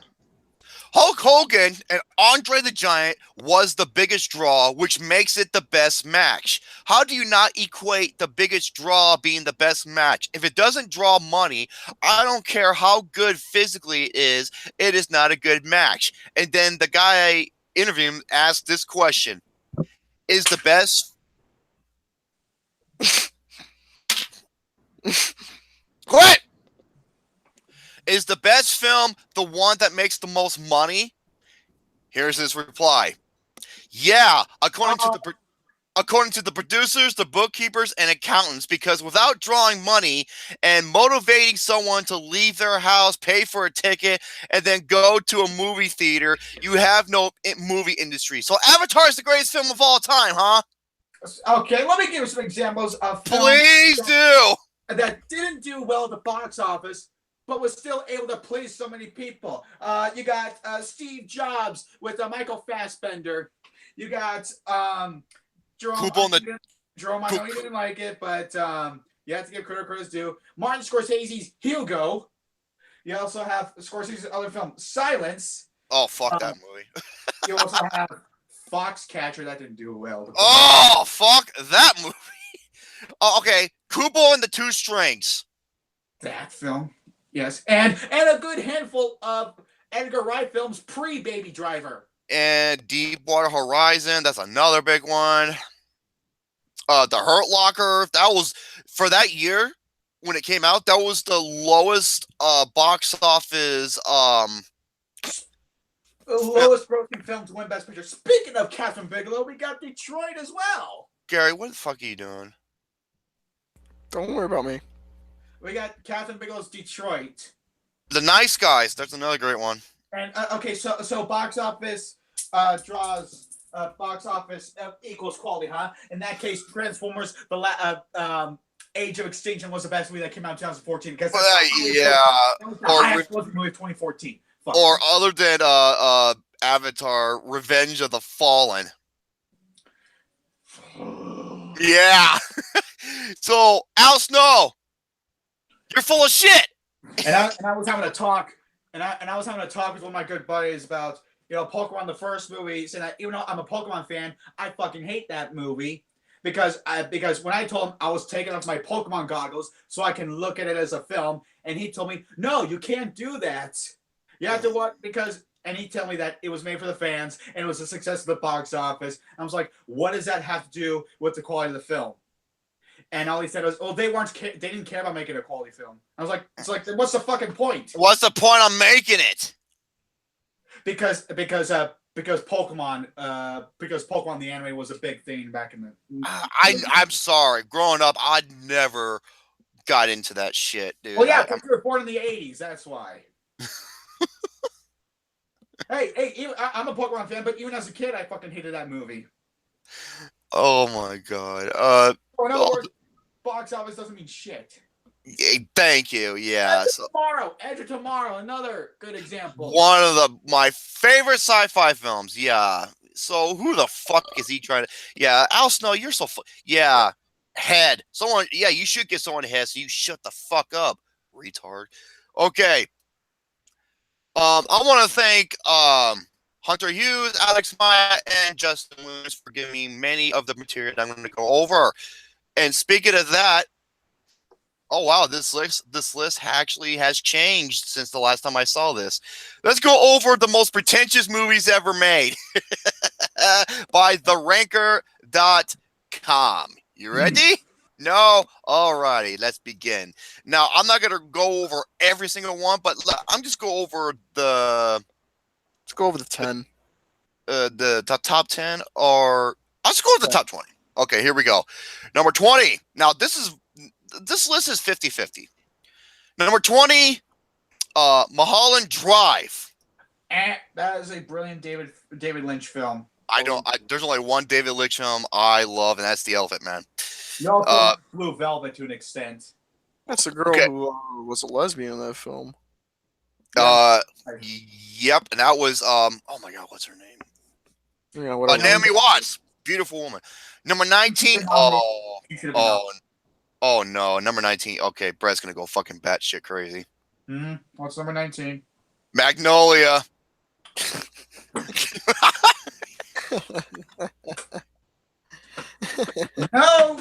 No. That is, for me, people think of There'll Be Blood or Boogie Nights. Magnolia for me is my favorite film Paul Thomas Anderson has ever done, and it's my third favorite movie of all time. Mine, in terms of PTA, Boogie Nights. Yeah. What did you think of Magnolia, Jerome? Have you seen it? Oh, it's really good. Absolutely. Whose story is your favorite? Whose side of the film is your favorite? Probably Tom. I like Tom Cruise is probably the highlight of the movie. Best supporting actor. Yeah. Okay. Number 18. Oh, give me a fucking break. Juno. What?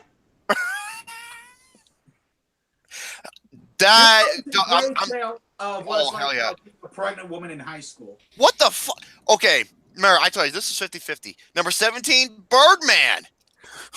No. Hey, Gary, Birdman! No, not that one. What are you giggling about? Hey, Oscars, people in the film industry. It's Alejandro Gonzalez Iñárritu, like you have been calling him way back when he first made Amores Perros. Now all of a sudden you're addressing him to Alejandro G. Iñárritu. Fuck that. Speaking of that, his next movie, number 6. No, that is my second favorite movie of the decade. Speaking of that, no, it's not the Revenant. Number 16, Babel. Oh, that's a great film. Oh my god. God damn it, Gary! Number 15, I am calling bullshit. Yes, Gary, shut the fuck. Okay, I'm gonna mute this motherfucker. Okay. Is it Stanley Kubrick's 2001: A Space Odyssey? No, Inception. No. No. Do you know what pretentious means? I don't think these people who voted on this shit knows what it means. The definition of that would have to be Terrence Malick. Yeah. Number 14, Across the Universe. I never even heard of this movie. That's a film that was directed by. What was her? I've Julie Taymor. I've seen Across the Universe. That right there was like a musical / romantic drama in a way. That movie was That movie was like a Beatles fucking film all the way. It was doing covers of Beatles songs. All the characters' names were named after Beatles songs. Jude, Maxwell. Okay. Prudence. A lot of names. Number 13. Oh, probably one of the worst movies to ever get nominated for the Academy Awards. Extremely Loud and Incredibly Close. Yeah, that movie gets nominated. That movie gets nominated over, God, Girl with the Dragon Tattoo or 50-50. 50-50. That's the biggest slap in the face. Drive got nominated over Drive. Oh well, fuck that movie. Number 12. Number 12, Garden State. I have it on Blu-ray. Never heard of it. That is a great film. Okay, number 11, and this isn't the only time we will see this director on this list because he's on it many times. Number 11, Darren Aronofsky's Requiem for a Dream. But no, that is my favorite movie he's ever done. Well, my favorite movie he's ever done is the next one. Number 10, Black Swan. Oh, give me a break. Oh, that was a great movie, dude. That was my favorite female lead performance of this decade. Better than Lady Bitch. Anything's better than Lady Bitch. Wrong. Yeah, the movie was wrong. Yeah, I'm an annoying fucking hipster bitch, and I'm gonna jump out of a car while I'm talking to my mother. And Fuck the end result is them realizing that they were both idiots. No! Let's get to another Shut number. the fuck up! Who the fuck would jump out of a car? Idiot! Number 9, Lucy. Oh my god. Okay. Speaking of which, Luc Besson is now part of the Me Too clan. Oh, so I got an article about that cocksucker. Number 8, Donnie Darko. That is a great film. That's a polarizing film. Number 7.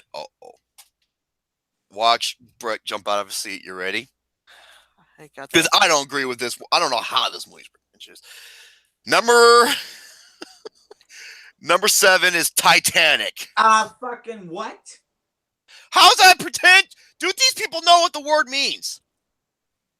That movie, how's it pretentious? The movie is about how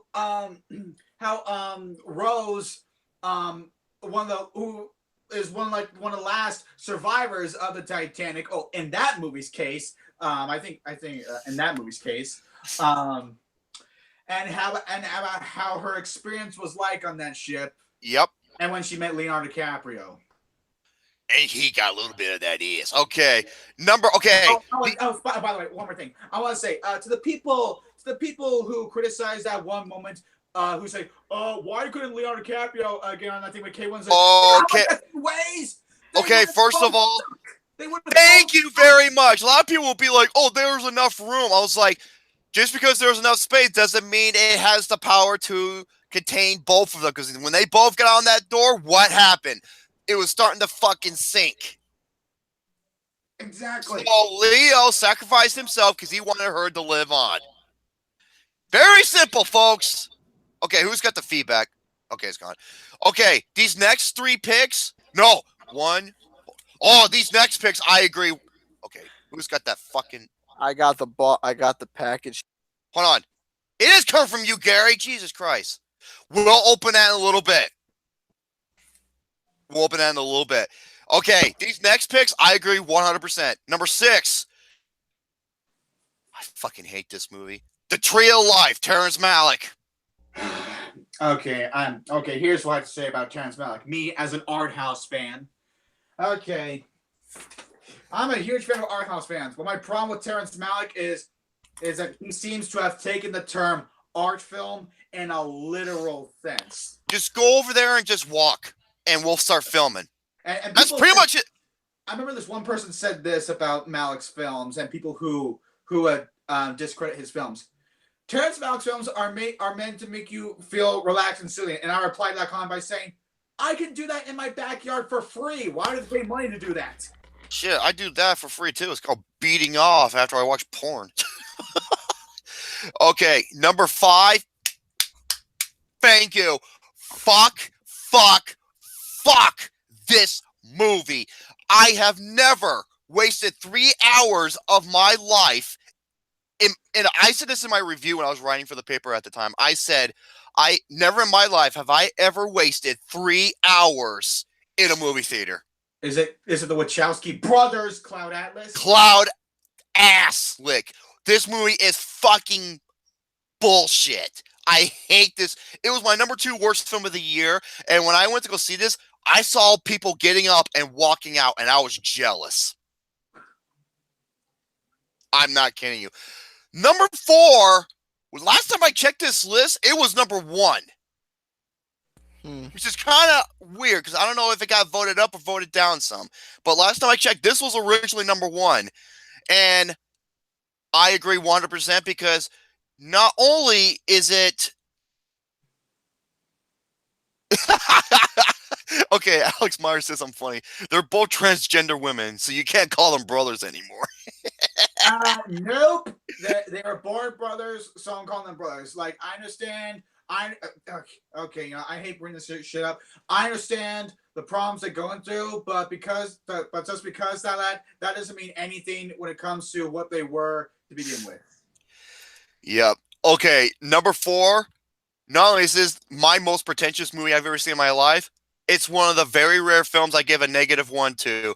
Number 4, another Darren Aronofsky film, Mother. My number 5 best movie of 2017. Oh, the Film Forum's overall number 2 worst film of the year. Thank you.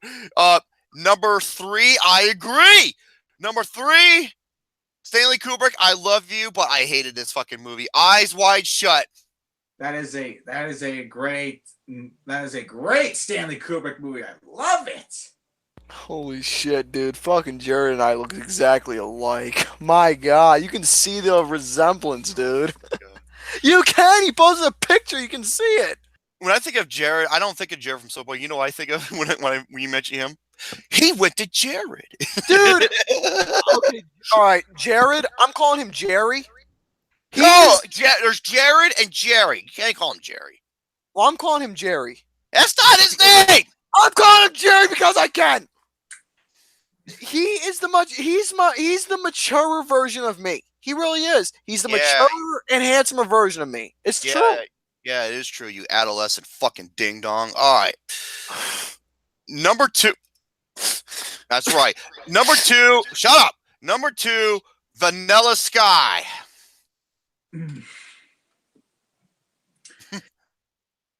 And number 1.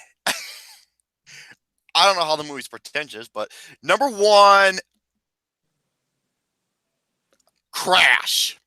Okay, Crash does not deserve Best Picture. However, it is a really good movie on its own. On its own, I will agree. As the Best Picture winner, two movies. Should have. Oh no, three movies. Munich, Good Night, Good Luck, and Capote. Yep, I agree. Munich. And speaking of Steven Spielberg, you remember that list when you went over Spielberg's best films of all time? Can I get to that? Can I get to that movie review? I can't believe I skipped out on that one because I really wanted to talk about this one on Flix. I can't believe it. Go ahead, actually. Yes. Speaking of Steven Spielberg, I finally had the pleasure of seeing Ready Player. Oh, gotta have this when I'm talking about a film. Oh, yeah. Because I am no longer going to use the standard 1 out of 10, 10 out of 10, 5 out of 10. I'm no longer going to use that. So anyways, Ready Player One is Steven Spielberg's latest film.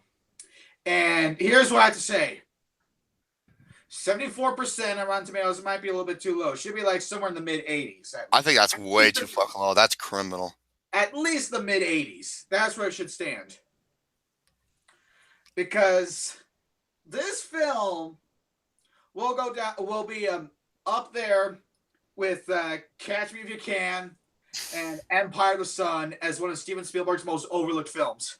Thank you very fucking much. And actually, to an extent, Munich as well, as you could say an overlooked Steven Spielberg film. Barry. Ready Player One. Remember when I said Avengers Infinity War had like the best visual effects of the year? No, Ready Player One does, doesn't it? Spielberg. Okay. There's a reason why he had 3 to 4 hour meetings once a week with ILM. You know what? And this is what I love about Steven Spielberg when it comes to this film and him as, other forms of entertainment as well. Hold up a second. Hold up a second. Gary, why are you opening it now? He got a box from Shane. Shane O'Mac? Yes. And you know what's in it? What, to quote Brad Pitt, what's in the box? Hey, guess what? There's 50 of them in there. Where's Damien, Gary? Is he? Hey, Gary, you are the mother. As you were, I'm sending Shane this. As you were. There's this one part of the movie, but I'm not gonna give it away. But let's just say it's like they resurrected Stanley Kubrick from his grave just to make this one scene. Okay, here's the thing about that one particular scene. That was Spielberg's idea. And he's a genius for it. Yes. That movie has to win the Oscar for Best Visual Effects. If it doesn't, I'm going to fucking shoot somebody. If that scene alone, it should win the Oscar for Best Visual Effects. Easily. What did you think of the opening action sequence with that race?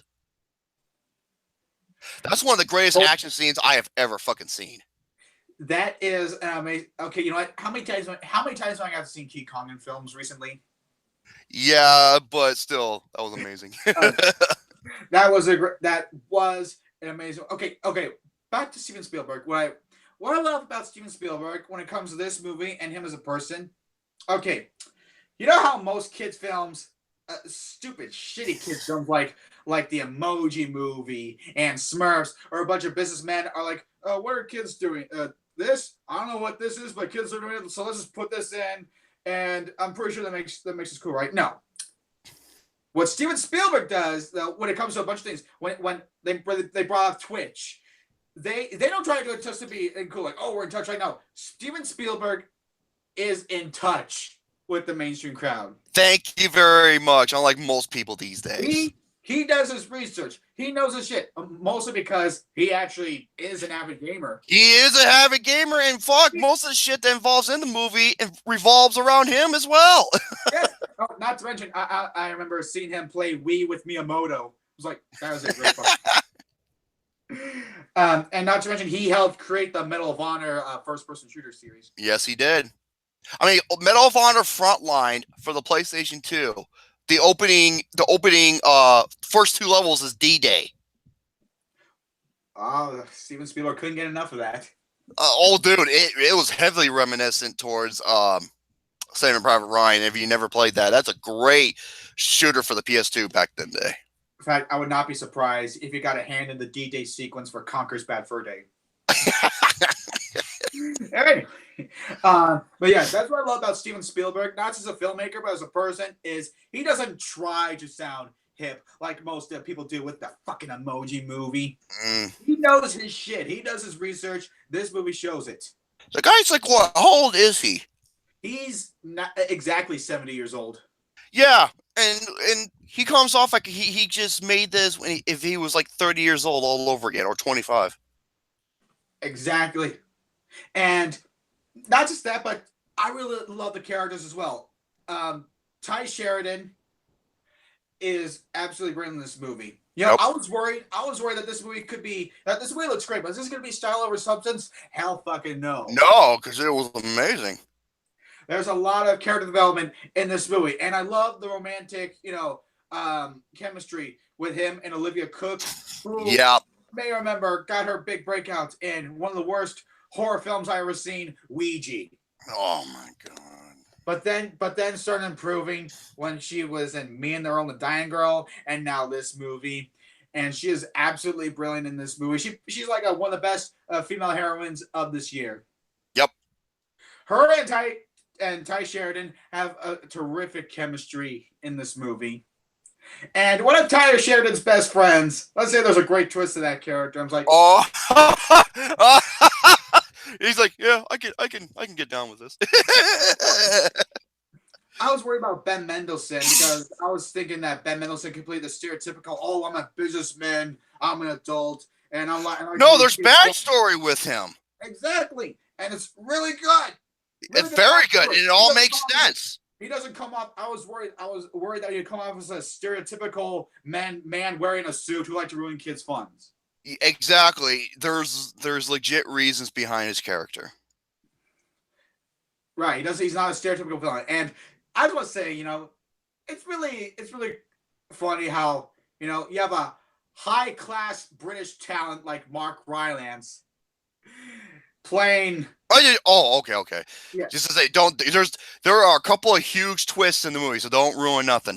I'm saying but it's just amazing that, you have a high class British talent like Mark Rylance, mostly doing for British theater, and you haven't played one of the biggest geeks in gaming ever. And he plays it really well. Really well. I forgot that was him at first. But yeah, he was terrific in this movie. This movie is a visual spectacle of a visual marvel, and along with interesting characters to go with it. Mm-hmm. Just make sure it's not style over substance. Fuckface. Yeah. This will go up. Like I said, this movie will go down in history, and will rank up there with Catch Me If You Can and Empire of the Sun. And Munich. And Munich as one of Spielberg's most overlooked films ever. Mm-hmm. So overall, I'm saying I love this film just a bit more than Infinity War. Gary will love to hear you. Gary, are you taking a bath with all them rubber duckies? Oh. So overall, this movie does get a round of applause. But wait, no. This would be like the big, standing ovation. Applause is good, but I figure this deserves the drum roll.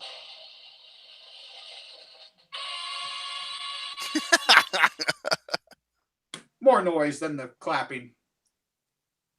So, yeah, and that's my review of Ready Player One. Speaking of Steven Spielberg, Jerome. Oh, yes. When he went over this fucking list, it was garbage. So I'm just like, you know what?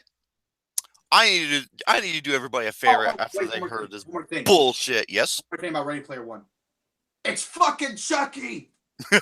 See, Kurt just mentioned that in the chat.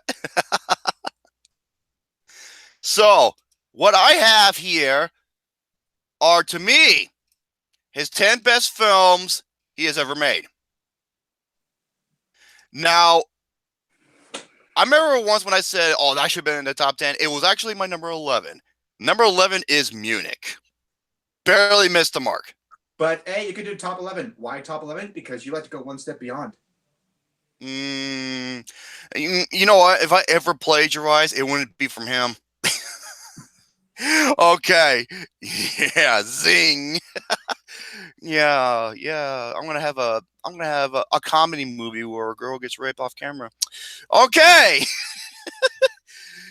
Number 10, Minority Report. Still haven't seen that one. Number 9, a lot of people are gonna be like, really? I would put that higher. I have it in the top 10 regardless. Number 9, Jurassic Park. Not like it in the top 10. Top 10's a pretty good placement. And you're probably thinking, why is he not high? Okay, here's my biggest flaw with the movie. Just like with Jurassic World, the kids in the first half of the movie are fucking annoying and dumb. Thank God the kids won't be in Jurassic World Fallen Kingdom. Well, that's the thing with Jurassic World. The movie Jurassic World is the first half they were kind of dumb. Second half they were awesome. So I hated the movie in general. It was like my most overrated movie of 2015. Oh, well, wait till you hear what the other ones are, and then you'll know. Okay, number 8, The Color Purple. Actually, I kind of like it in the top, somewhere in the top 10. Oh, speaking of which, Out of Africa, Best Adapted Screenplay. Yeah, over Color Purple. Fuck that shit. Yeah, it was nominated for what, 10, 11 awards, didn't win a single one. No. Racist much? It should have went to fucking Whoopi Goldberg. Hey, Gary, Whoopi Goldberg and Oprah Winfrey, who did, those are the two of the greatest debut performances I think I've ever seen in my life. Number 7. Actually, Danny Glover deserves some credit for that film, too. Number 7, Ready Player One. I like that. Number 6, Catch Me If You Can.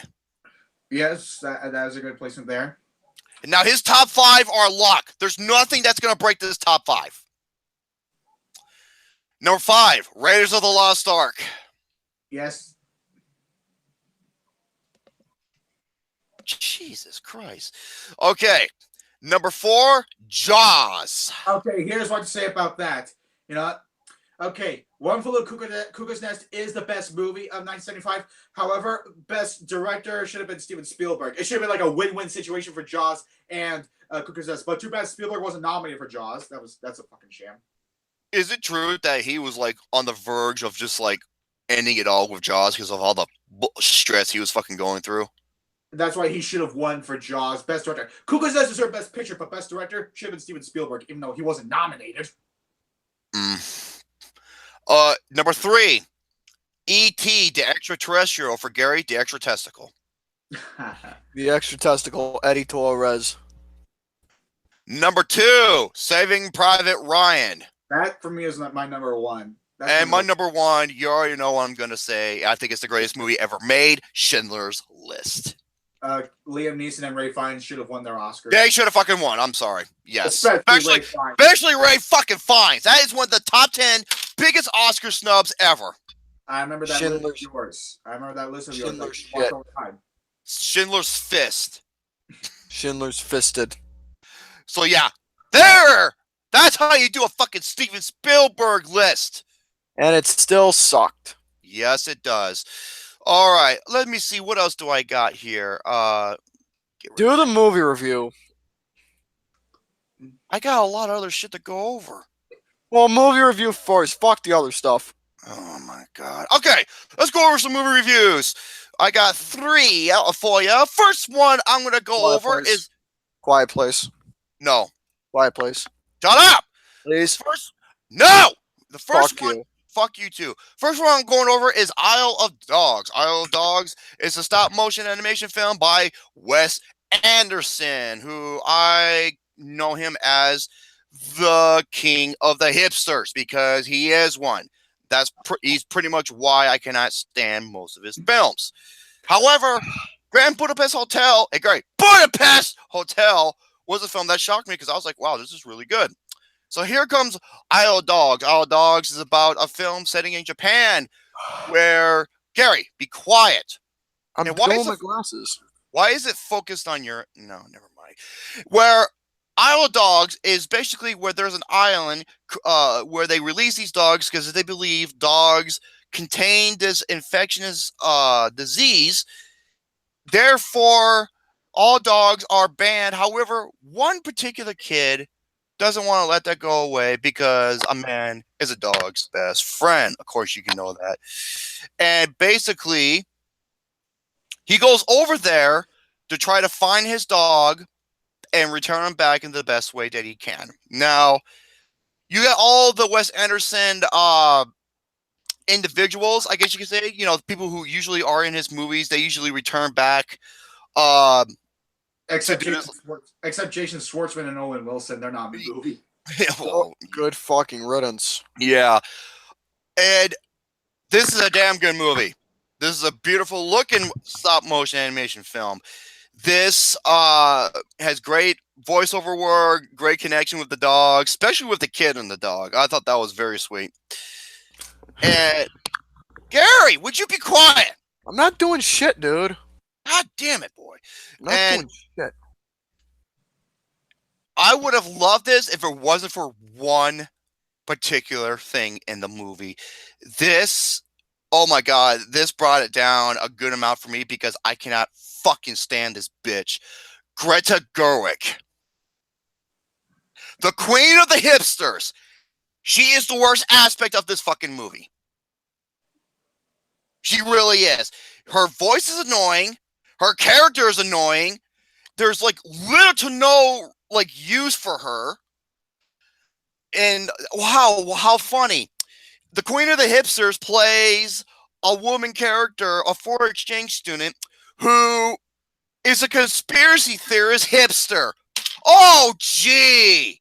Very far it takes to play that role, especially for her.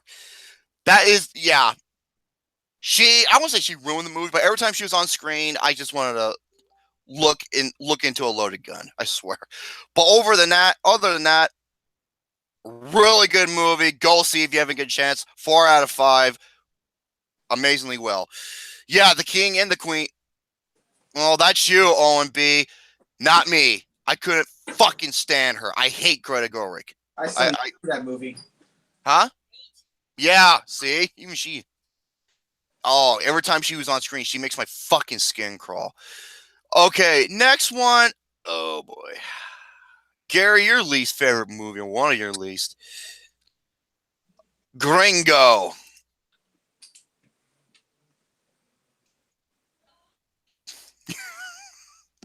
Still haven't seen that one. Oh, boy. A movie where Garrett Bear, Dr. Hannibal, C.A. Cougar, Justin Williams, and many, many others despise this fucking movie. And I'm surprised the movie's called Gringo. You know what they should call it instead? Backstabber. Because almost every single... Okay, minus... oh, shit, what's her name? Okay, minus Amanda Seyfried. Every single character in this movie is a backstabbing, mean-spirited, egotistical, hypocritical piece of shit. I'm minus Amanda Seyfried and the main character played by David Oyelowo. Every fucking character is that. And especially the two worst aspects of this movie, aside from the dialogue, which is fucking terrible, is Joel Edgerton and especially Charlize Theron. You want to talk about two of the most unlikable douchebag, just rotten human beings. It's those two. Because they will drive you fucking nuts. And you know what's fun? Okay, yeah, Rhino too. Yes, the movie Joel Edgerton. You know what Joel Edgerton looks like in this movie? Every time he was on screen, this is the only thing I was thinking of. I was like, oh my God, it's Jackson Fulcher. He looks like Jackson Fulcher if he was all grown up. Oh.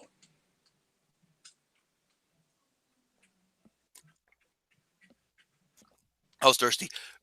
Charlize Theron, honey, you are fine as hell, man. Holy shit. Oh, and she's gonna play Megyn Kelly. Is she really? Yeah. And Jay Roach's new film. Oh, Jay Roach. I don't like him. And Sharto Copley. Okay, you know what? I didn't mind him, but guess what? A backstabbing piece of shit.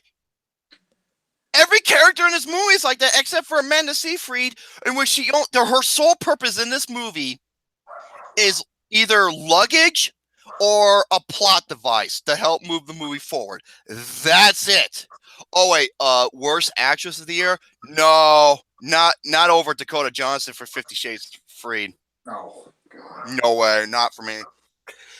If you wonder what the movie about, it's basically they call it a dark comedy where I didn't laugh one single fucking time in this movie. No, I know a good dark comedy. It's called American Psycho. So that's or Bad Words. That's a great dark comedy.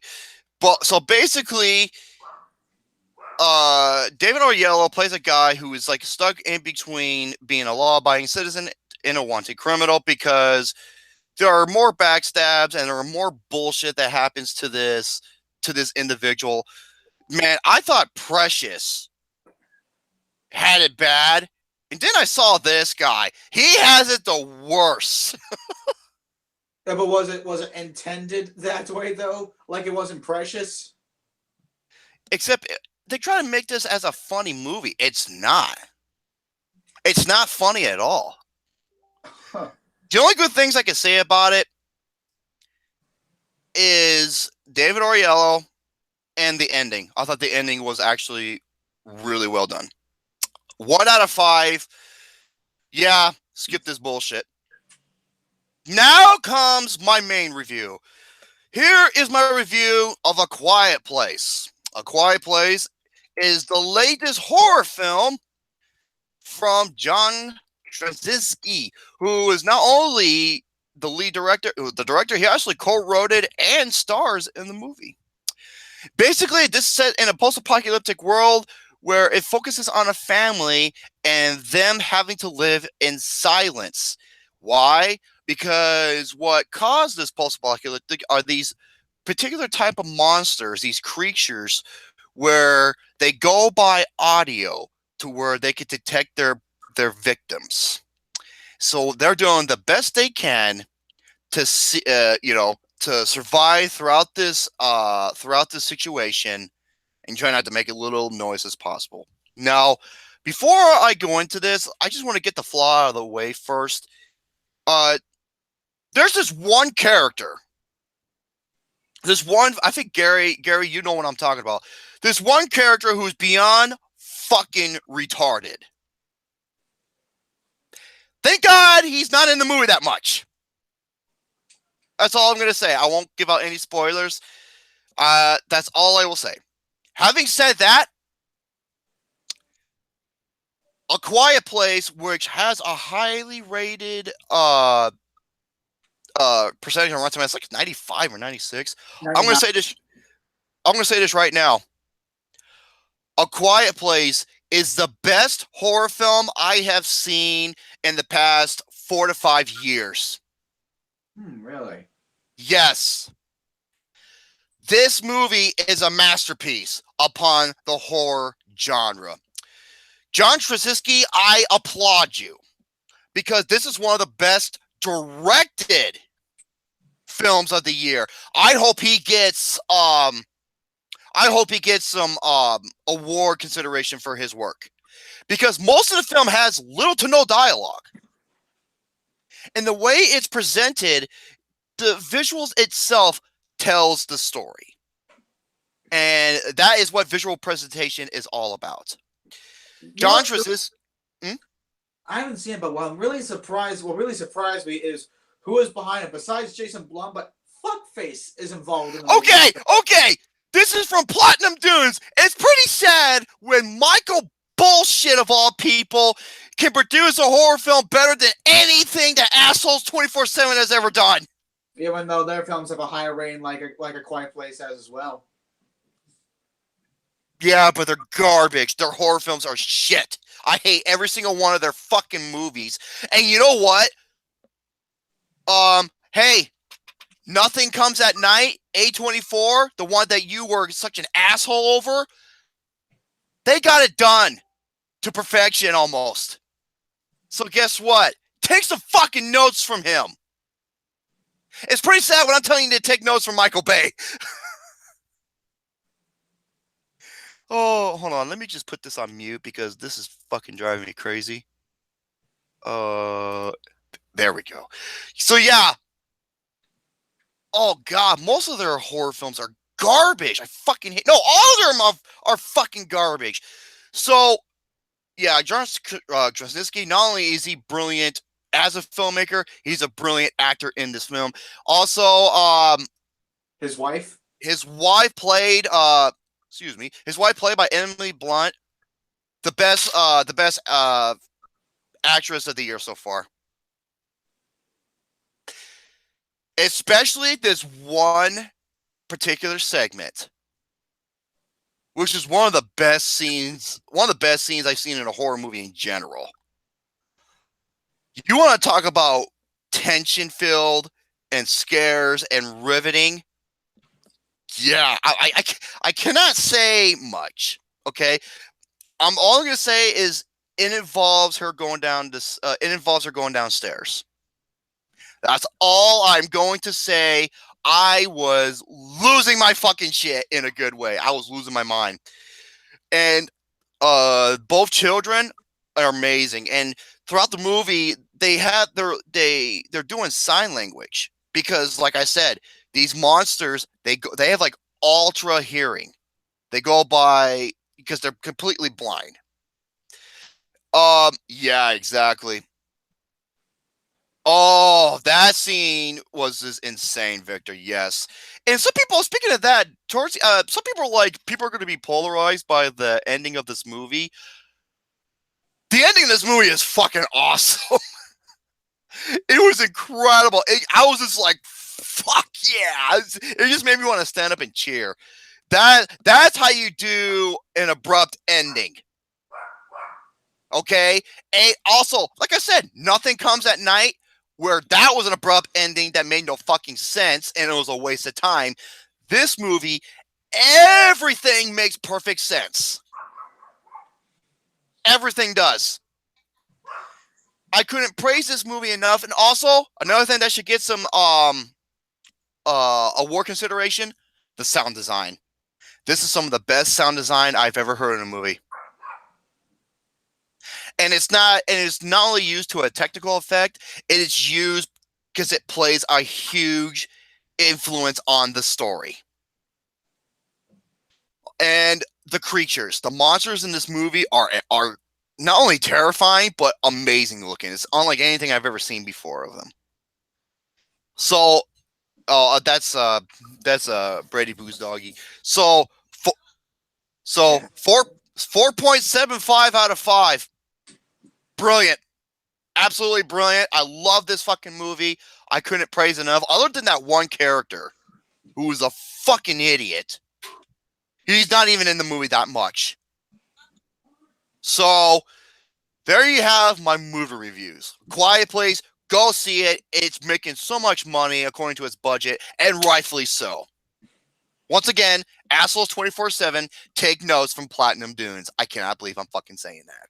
All right, now let's go over. Oh boy, is it the Frenchman himself, Luc Besson? that is one of them. Okay, I can go over many fucking rants, but the one I want to go over the most is a guy. Now, when I did my shit list, I said he was my number 6 because he's not as relevant as my number 5 pick was. However, I hate this. I will never understand why this guy has a following. Because I know what you're talking about. Because this guy is inconsiderate, deplorable, disgusting, flat out piece of shit. But for the most part, really good filmmaker. No, he's not. He's garbage. He's fucking trash. Antichrist. This guy is. Fuck him, Lars von Trier. Yeah, guess what? We don't want to see you in America either. Yeah, he keeps talking about, oh, that's why I make my movies about America, because they're all the problems. Fuck you, dude. Let's go over about this cocksucker and what makes him so awful. Oh my God. First of all, I have to thank Alex Meyer because he himself. Wait, is there a movie that he made that you like? No! All his films are fucking trash! You like Nymphomaniac Volume 1. But here came Volume 2, and that ending ruined the whole fucking movie. It ruined the whole movie. It's the worst ending I've ever seen in my entire life. Yeah, I'm going to make a movie about Antichrist where I'm going to showcase my problems and depression on screen to where depression leads to a guy mutilating his genitals. That's the one film of his I don't care about. I fucking hate this guy. I think he's garbage. And guess what? I'm not the only person who thinks that because at the Cannes Film Festival, oh my God, his latest movie, The House That Jack-Off Built, that's what I call it, The House That Jack-Off Built, at the Cannes Film Festival, there were hundreds of walkouts. People beyond pissed. Let me read some of these to you. Okay. Kyle Buchanan said this. Talk to someone who walked out of the Lars von Trier film. He mutilates Riley Q. He mutilates children, and we are all there in formal dress, expected to watch it. He got up and pissed. He was just irate. And another one says this. Come on, bring it up. A bunch of people have walked out of a Cannes screening of the new Von Trier film. Seeing children being shot or killed is not art nor entertainment. And the key words, Lars von Trier's disgusting, torturous, and his film sparks walkouts. Hundreds of them. Yeah. I used to love Darren Aronofsky until he made fucking Mother, and then he can go fuck himself because Lars von Trier is pretty much Devil Aaron Art fuck yourself times 10. Yes, he is, Tiffany. He's exactly him, but worse. And let's go over this motherfucker on what makes him such a despicable piece of shit human being. First of all, he is so misogynistic that it's not even funny. He treats his women like shit, and he's one of the biggest anti-Semites out there because this is the guy who defended and sympathized with Hitler. Some say that he was only joking about that. Fuck! Why would you joke about that? There's only one person who can make a Hitler joke funny, and that's Mel Brooks. Oh, I was thinking of Charlie Chaplin, but yeah, Mel Brooks. Yeah, actually, he's another one. And Mel Brooks is Jewish, by the way. Yeah. Yeah, you gotta listen to what this motherfucker had to say.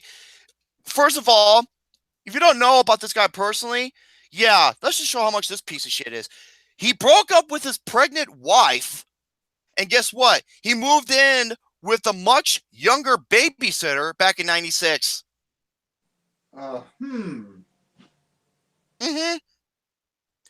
Yeah, and oh yeah, he has never visited the United States, even though he talks shit about us. Also, let's see. You gotta hear some of his fucking quotes because he is just downright just fucking stupid. Okay, a film should be like a rock in a shoe. Rock in a shoe? I'm not kidding you. These are the fucking words he says. Okay. Here's another thing. I don't think I tortured Nicole on Dogville. We'll get to that. But I know she said I was tough. Yeah, speaking of Dogville, let's go over the shit that makes this piece of wait. That don't fucking surprise me at all. Count Victor, according to him, says, I think A24 is releasing his next movie. Don't surprise me at all. No, I don't think they're... If it does, it won't surprise me.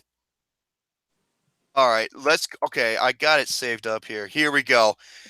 ready for this shit? Now, he is like one of the worst individuals to work with on screen. I don't know how some people, even Johnny Depp, is like, oh, if he wants to make a movie with me, I was like, no, fuck this cocksucker, dude. Yeah, I remember. He and Bjork when they were doing their one. Oh, that's one of them. And Nicole Kidman. Now, this is word for word what Nicole Kidman said when she was in the movie in Dogville, which is more like dog shit. She goes, oh, fuck that movie.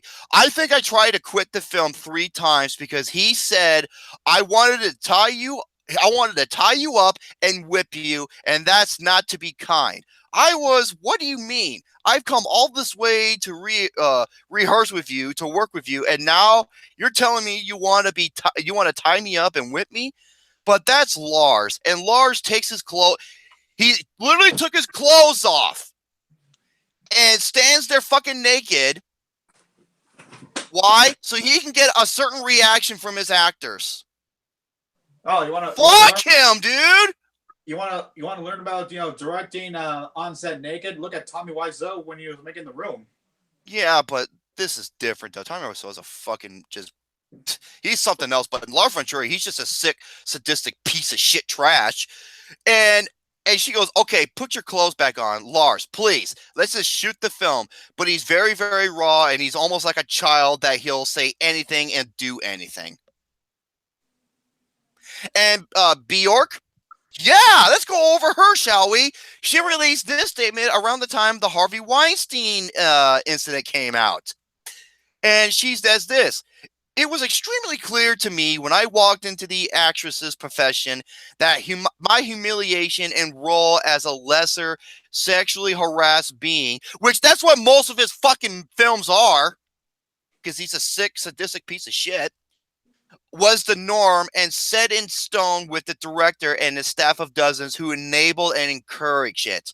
I became aware of that. It is a universal thing, and that director can touch and harass his actresses at will, and the institution of film allows it. By the way, he's never been on American soil, nor will he ever make a movie on American soil. He'll only make a movie in his region. Gee, I wonder why. I became aware of that, and it's I went over that. I'm sorry. When I turned the director down repeatedly, he sulked and punished me and created for his team an impressive net of illusion where I was framed as the difficult one. Fuck you, Lars von Trier. How about you come to my face and pull that shit with me? I will dent your fucking face in.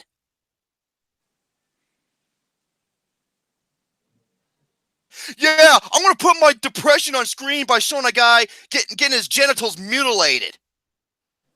And, life sucks. I hate life. So I'm going to just unleash it on the screen. Fuck you. How about you make a good movie? But no, you're a pretentious fucking hack piece of shit trash. That's all you are. You are fucking garbage.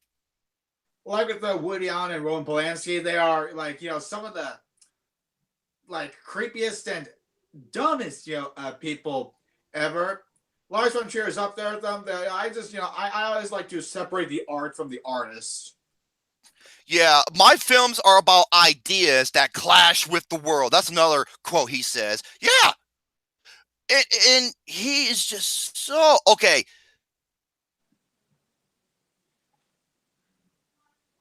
Okay, I love it. He's like, there are a lot of Americans I sympathize with very much, but not the government right now. No, we just do not agree on politics, but that's not being anti-American. I am critical about a country with a system that allows so many losers. I think that is wrong. Well, and America's, America's government is, not going politics, so America's government is like fucking bullshit, man. Okay, yeah, and since I have said that I am 60% American, I can say there is one thing that kills any debate: an American disease called political correctness, which is a fear of talking. Really? Well, fear of talking? There's a thing called the First Amendment, you dumb shit. Well, political correctness is bullshit. I mean, again, not getting into politics, but I have to agree with that statement there. Okay, and then he says this. A big part of our lives have to do with America. In our country, it is overwhelming. I feel there can just be as well an American military presence in Denmark. We are a nation under a very bad influence because because this individual is an asshole and doing a lot of really stupid things. America is sitting on the world, and therefore I'm making films about it. I say 60% of the things I experience in my life are American. So, in fact, I am an American, but I can't go there and vote. That's why I'm making films about America. You're not American! You never came to America! So quit fucking saying that you are!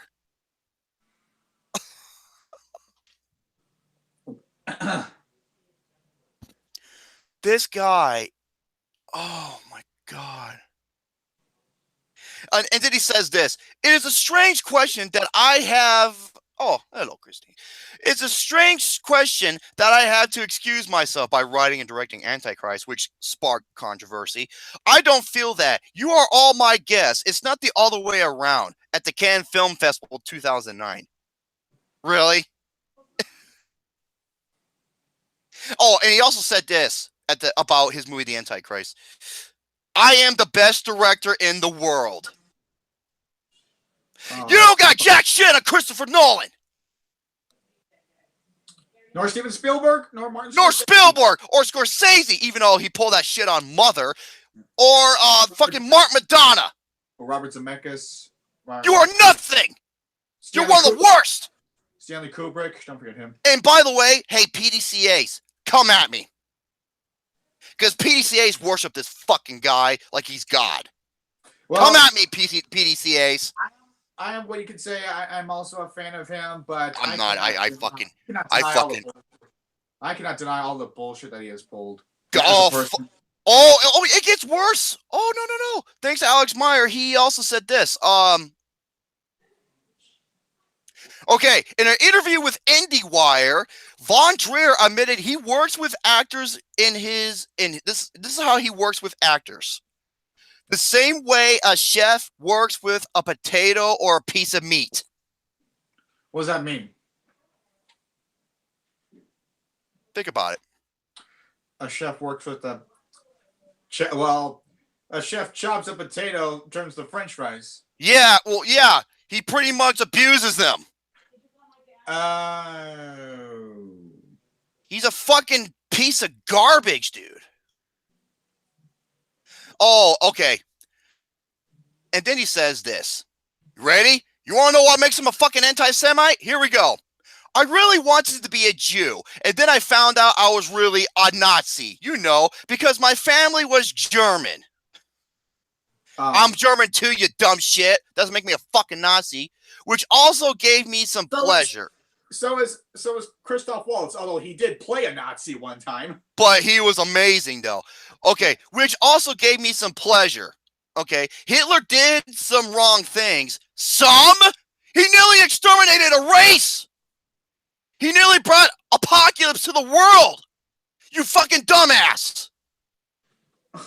Anyways, absolutely. But I can see him sitting in his bunker at the end, referring Downfall, the movie Downfall, which Downfall, by the way, is a terrific movie because it isn't a movie for or against him. It's just showing who the person was. Exactly.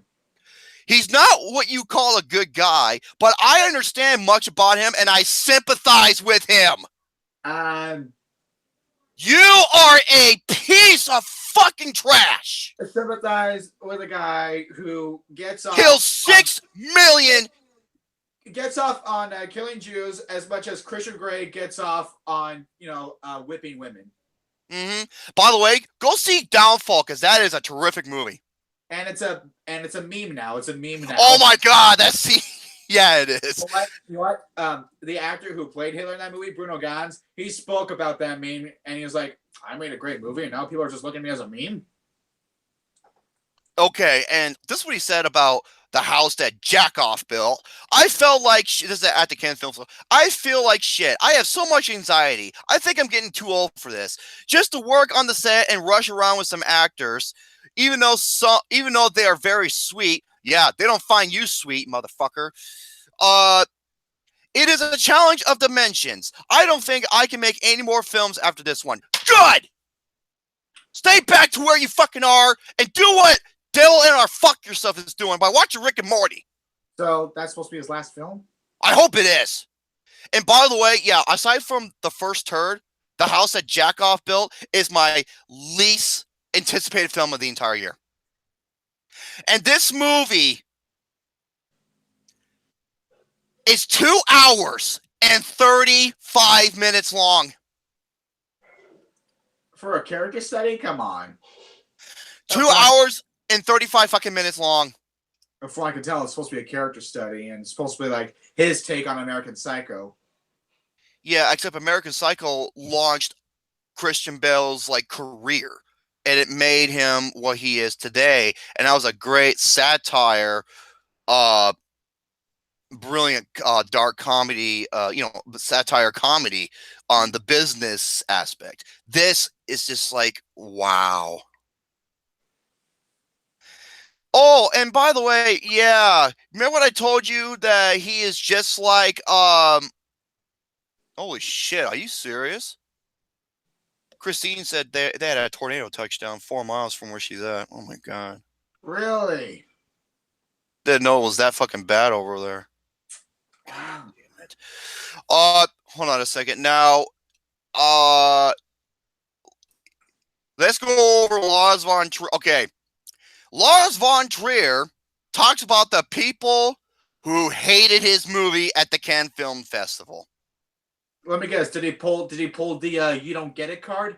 No, just about as bad, if not worse. Because you know what? Just like Devil in Our Fuck Yourself, he wanted people to hate his movie. Yeah, I'm not sure they hated my film enough. Motherfucker, you had hundreds of people walk out on it. I think he was being sarcastic on that. I can't. He's a fucking sadistic, smartass piece of shit. Is what he is. Oh, and speaking of that, oh, hold on. I got something that. Let me see here. Something about Russell Crowe. Okay.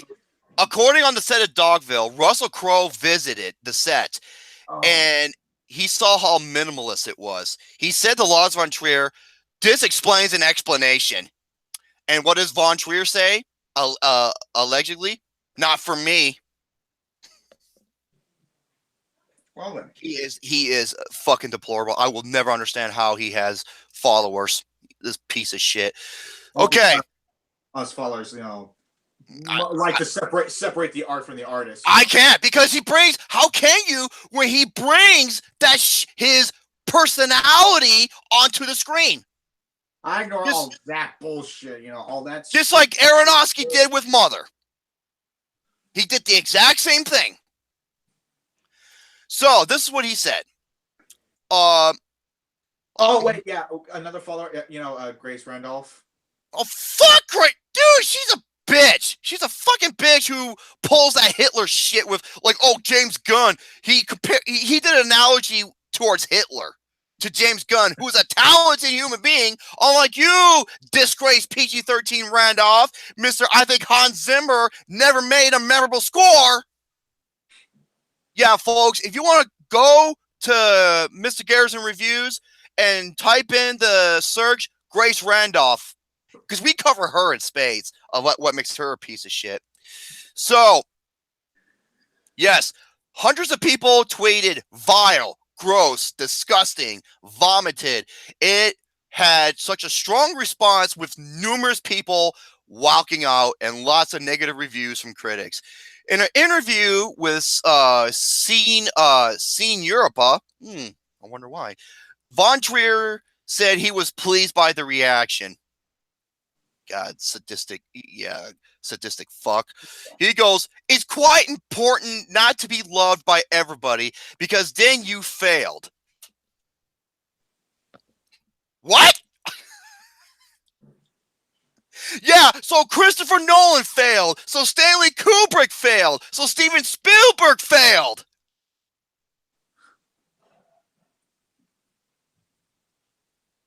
terrible.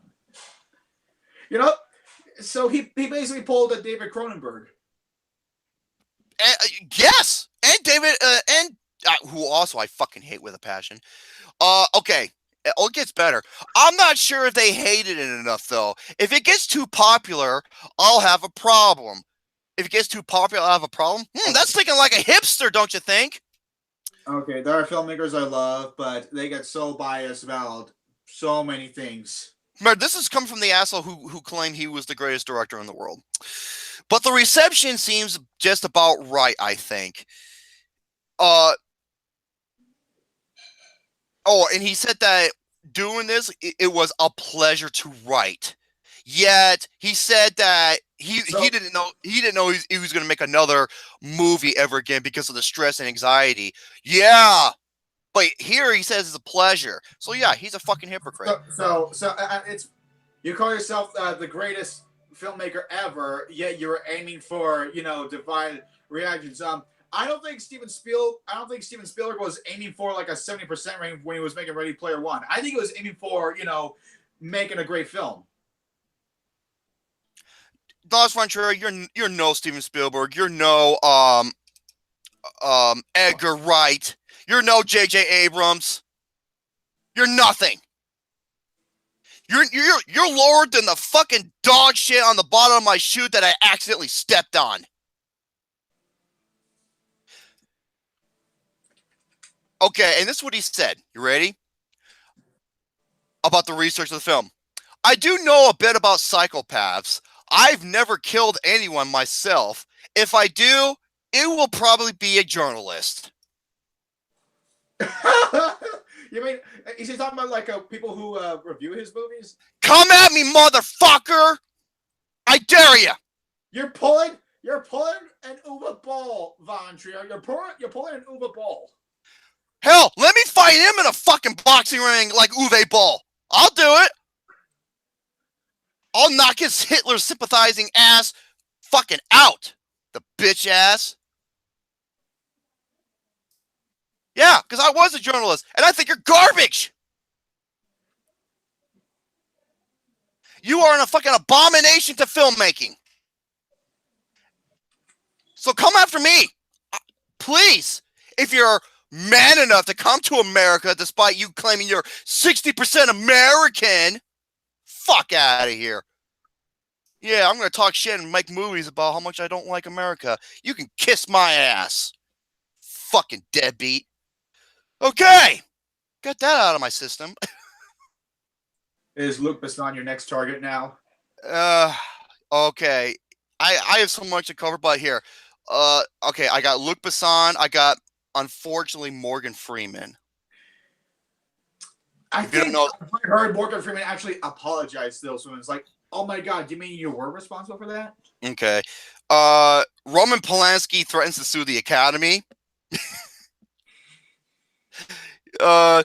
Also, but yes, if I still have it, let me look. Luc Besson, where is that motherfucker at? Here we go. Luc Besson, ladies and gentlemen. Let's go over this. The guy who thinks Captain America is just America propaganda. No joke. That's what he says. Yeah. Luc Besson is accused of rape by an actress in France. A young actress who has worked with Luc Besson. Okay, now this is by Variety.com. A young actress who has worked with Luc Besson on 2 movies has filed a complaint with the police accusing the director of raping her earlier this week. And this was May 19, 2018, the article. The woman who has not to be identified, to protect her own self, that she had filed a complaint which was first reported by Europe 1. Police had declined to comment. The actress told Variety that the incident, which she described as a violent sexual assault, happened 2 days ago, May 10th, following a meeting with the maker of Valerian in the City of 1,000 Planets, a really shitty movie.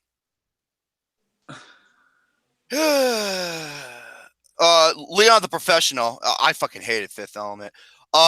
The Professional is the only one I love from him. Oh, I love Leon the Professional. Okay, Besson could not be reached by Variety, but his legal representative confirmed that the French director categorically denied all the accusations made against him. Rumors of sexual misconduct against Besson has been swirling since the emerge of the Me Too movement. So far in France, not a single high-profile figure in the French film industry has been brought low as part of the movement, besides cultural barriers. The outing of public figures have also been made difficult because of France's strict libel laws. Besson next film, Anna, a thriller starring Helen Mirren, Cillian Murphy, and Luke Evans, is set to be released in the US by October. The last film he directed was a massive, colossal fucking bomb, since it cost 180 to make, and it only made 225 worldwide. And I'm glad it fucking bombed because it was shit. Europa Corporation is currently looking for a white knight as it struggles to climb out from under a heavy debt load estimated at 230 million pounds as of September. The company was in talks with Netflix earlier this year, but discussions has recently been halted, according to two sources close to Europe Corp.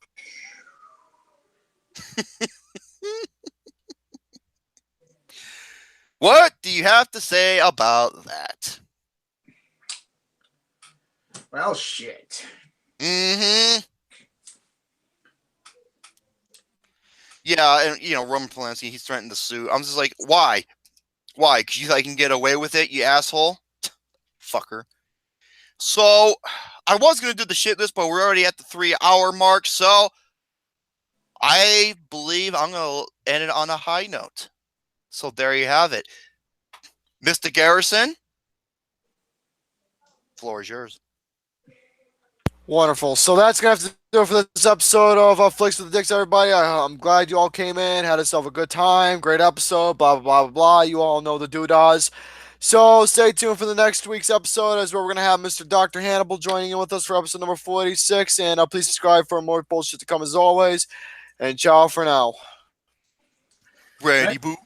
Thank you so much, for joining me on another episode of Flicks with Dicks. I showcase all my Blu-rays, my review of Ready Player One, the fact that I'm a member of AFI this year. That is actually cool, because you know what? I actually respect the AFI. Yeah, they're like cans, except American. That's actually a good point. And Steven Spielberg's going to be there. That's exciting. Sweet. And no, we're not talking about the band. No. And so is Halle Berry, who is still 6 at age 50. And the list of top 30 Stephen King movies from Taste of Cinema. And as well as on my list of the best performances in all 4 categories of the 1970s. Next Sunday, I'll go over the ones for the 1980s. Okay, that one I'm very interested in, because what was it, the 80s and the 90s? I was like, you fucking nailed it on the head. So yeah, tune in next Sunday for that. I'm not sure about the Blu-rays because again, still looking for a job. Anyway, so take it away, Jerome. Conclude it. Absolutely. Thank you so much, everybody, tuning in to episode 45 of Flicks with the Dicks. In episode 46, we will have Superfan K, Dr. Hannibal, to be joining with us. If you've never checked his shit out, do so, because he is awesome. Not only is he an awesome film review with his own theme and shtick, he's actually a really good musical artist. I don't know if you ever heard his rhymes, man. He's really good. Better than some of the shit we have today. So, and I apologize for my 1 hour late departure. I have no one to blame but myself. And I will take full responsibility and blame for that account. So anybody who's, not too happy with me. Write that down. Yeah, write that down, folks. Write that down. Yeah, I will take full responsibility and I have no one to blame. Until then, stay tuned. And once again, motherfuck Lars von Trier. Hey, you know what? Do us a favor, Metacolonia. I hope a fucking asteroid hits you. All right? Now, if you excuse me, I'm going to go and look up some sweet, mature BBW porn starring a really hot babe called Aspen.